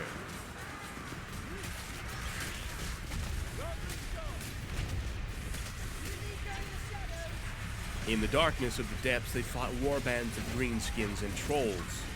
Gotrek was faced with the dwarf's ghosts of the past, and Felix had to endure physical and mental tests that drove him to the limits of sanity. Beneath the mountains, Felix managed to kill a massive chaos troll by throwing fire at the beast. Really? While the mighty Slayer held his ground against the powerful and self-regenerating troll. Oh. So, Gotrek killed it. Felix just Beastmen threw were fire also a constant threat to the duo, but no horde was ever able to kill one or the other. Where's the kill?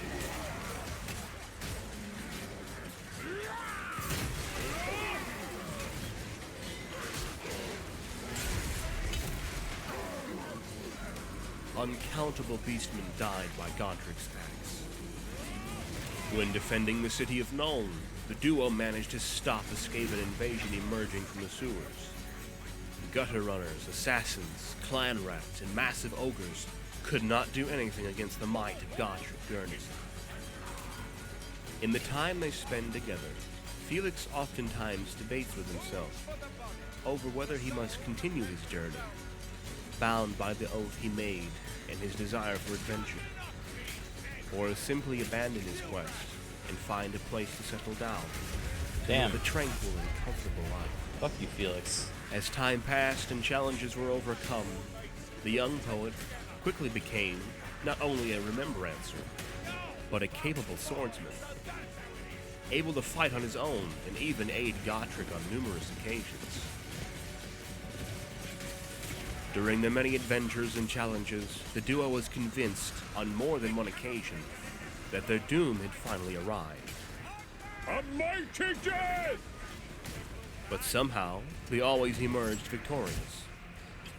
They even managed to kill a bloodthirster of Khorne, after a close battle that saw the Slayer fighting the mighty creature, and Felix holding back against a group of beastmen. After some time, Gotrek was beginning to lose the battle against the demon. Oh. It was only after Felix managed to hurl a powerful hammer at the bloodthirster that the Slayer finally struck down the creature with his powerful axe. Damn, got a hammer throw? Gotrek's ancient weapon is filled with potent rune magic. It is believed that so powerful is Gotrek's axe that the weapon is giving the Slayer more and more power as time passes, slowly changing the wielder into something more than a mere warrior. The weapon used by Felix Jaeger is also said to be imbued with a strange magic that grants its wearer a mysterious power. It was discovered that Felix had not aged at all during his travels with Gotrek, ever since he found his sword. More than that, the scars from his body gained from battles in the past had healed over time.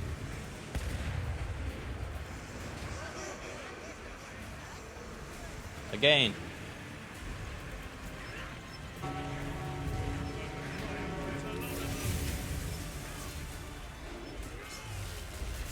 After some time, and more than a dozen novels written about his heroic deeds, Gotrek began to grow desperate and worried. He had killed thousands of enemies, including a bloodthirster, several warlords, giants, mutant creatures, vile seers, dragons, sorcerers, vampire lords, cultists, and vast numbers of greenskins, skaven, and undead.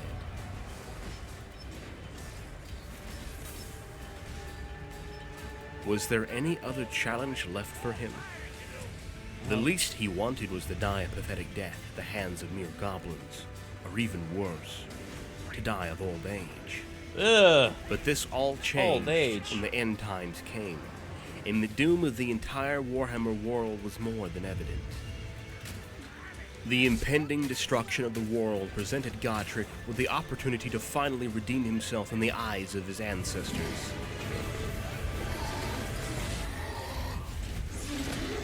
In the eyes of Grimnir, and leave behind a life of countless battles and heavy sorrow.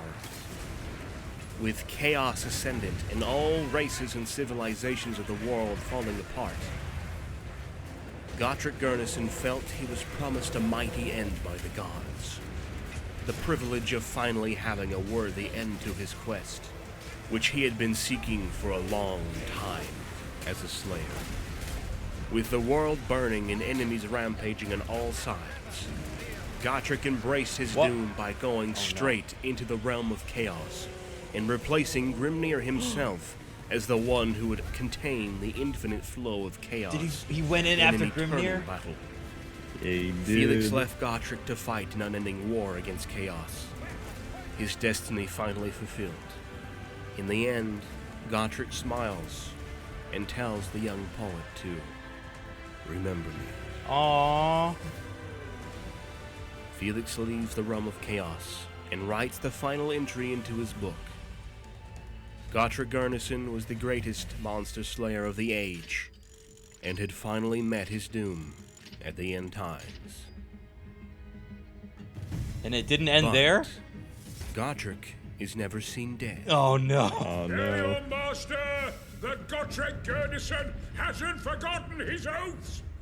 I'm coming for them all! And I want my axe back! Oh, they took his After axe? an eternity of battle, Gotrek Gurnison is unable to die. More than that, he is literally spat out of the realm of chaos. He appears again in the mortal realms, having outlived the old gods in the old world. What? Spat from the ruinous depths with his redemption unfulfilled. He emerges into the mortal realms, a strange new world where gods walk the earth and dark forces are ascendant. Nothing is as he remembers. His oaths are dust, and the lands are torn asunder by chaos. Literally He Doomslayer. expected to die fighting the endless chaos that consumed the world. It was his destiny as he had earned it. But it didn't happen that way. For him, dying in the realm of chaos, slaying the most powerful of monsters, would have been a worthy, glorious death. The death he had been promised, but for some reason, it had been denied. Now, the most powerful Slayer seeks answers. He now seeks a word with the divine beings responsible for his fate. As an unstoppable, godlike character, He's like One Punch Man. he now seeks to fulfill his destiny within the mortal realms.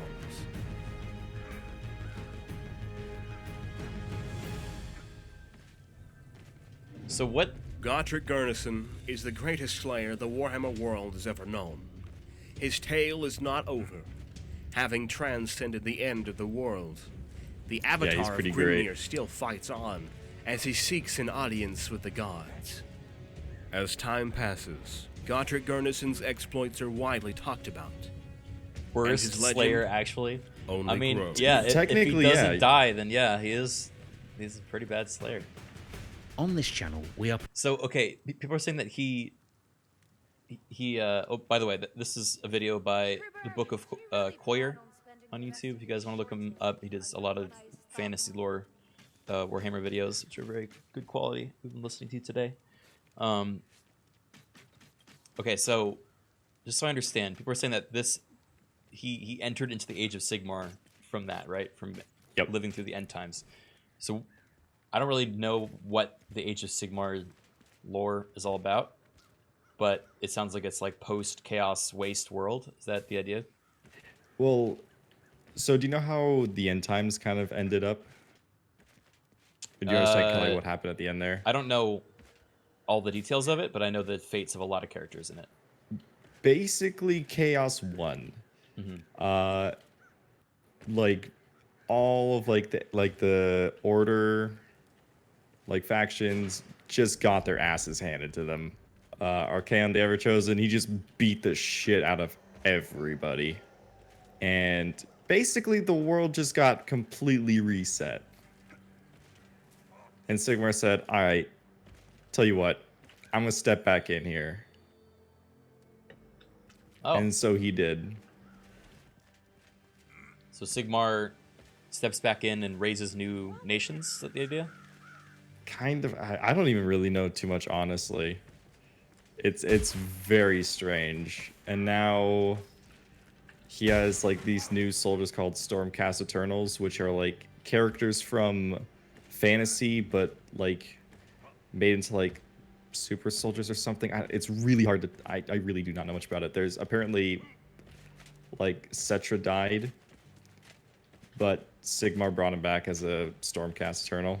Some shit like that. It's weird as hell. Space Marines, but fantasy. Ground Marines. Yeah, it's Ground Marines, Sigmarines. There's a weird. Oh, the physical was destroyed. There isn't a planet anymore. There are realms instead with a Stargate-like portal connecting them? Huh. It's hard to imagine. Interesting. So...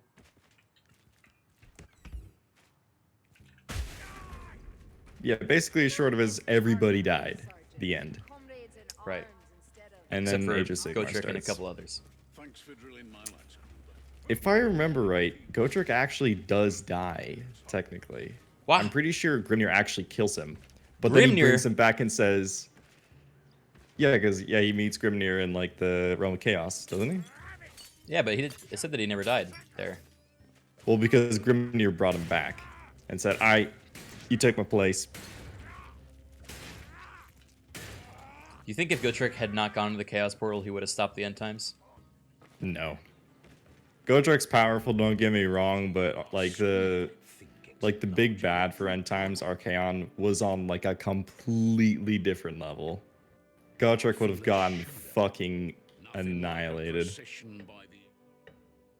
You should have heard the tale Katrine told. But he would have had a fun time doing it. Grimnir was his final test to see if he was worthy of taking his place. Oh, okay. Even Nagash got fucked? I didn't know Nagash came back. Yeah, he came back. I think, I can't remember, chat. Did the Skaven once, like, screw him over? Or I could swear they, like, blew up. I could swear, like, Ikaclaw used, like, a Doomsphere and blew up, like, his Black Ark or something like that. Like, Pyramid, whatever the hell they call it.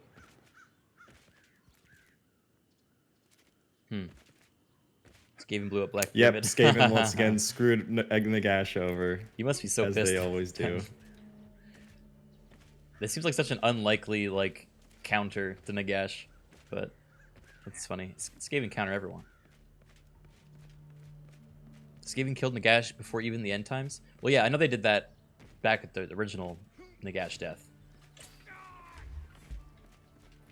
And when they made, like, the most genuinely powerful sword in all of existence. Nothing like a procession.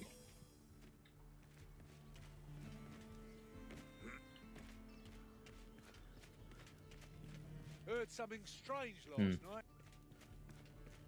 You take the moon and you take the moon. I do love the Skaven lore of just fucking crashing the moon, because why not? Wasn't it literally just like the Horned Rat was like... Did the Horned Rat even tell them, or did they just decide that was what he wanted? I don't even know. What was their motivation? I swear. Just fucking everything up because they can. I swear that thing gets larger every time.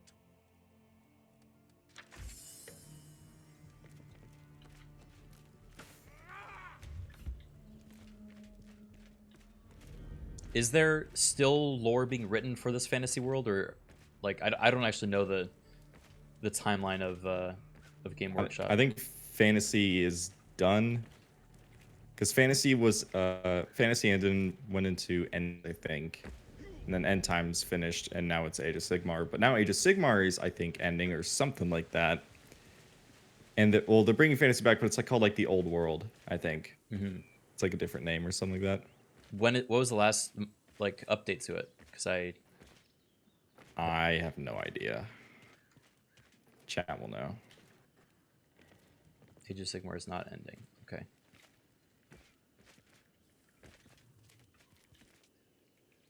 $2014? 6 years ago? Jeez. And do they come out in like books, or how is this stuff published? I'm guessing books. Damn.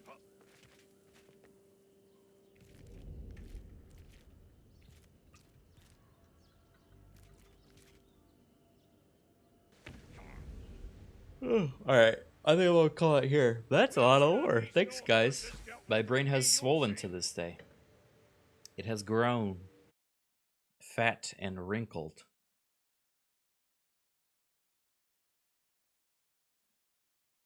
And thank you for playing percussion. Yeah, it was fun to like watch those Lord videos while we just smash some rats. Yeah, we did pretty well too. All those legend wins. Thank you, chat, for joining us. I forget specifically who joined, but you're pretty good. You guys did pretty good. All right, are you gonna play some Total War? I'm gonna get some food then. Yeah, I think so. All right. Well, take it easy, and I'll see you later. All right, see you. Bye bye. Okay, chat. Thank you for hanging out tonight. What are we gonna do? Man, is Strippin still playing Marvel? I didn't really figure Strippin for an Avengers man, but here he is.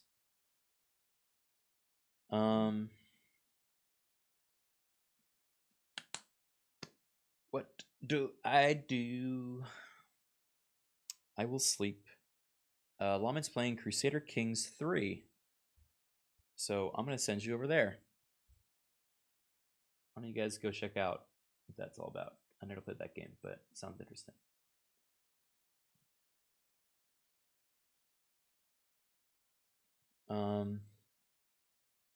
All right, yeah, I'll see you guys soon. I think next game I'm gonna stream will probably be Ancestors, that monkey business ape game, or it'll be Divinity with Dave. One of those two, okay? So thanks for watching. Go tell Lawman that Sigmar is with him. We'll make that the raid message, okay? Something Sigmar-esque. Sigmar, praise Sigmar. Sigmar, bless you. Sigmar, Pigmar. Sigmar. Now we can finally fight a silverback? Yeah, exactly. Can't wait for that. All right. Thank you for playing, little chat rats. Hope you enjoyed the podcast at the start of the stream. I thought it went pretty well, and we'll probably be back with another one of those in a month. So be sure to let us know what sort of content you want us to cover on the next podcast, and I'll try to make it happen. All right? Thanks, everyone. Holy Sigmar, bless this ravaged body. And I'll see you all later. Bye-bye.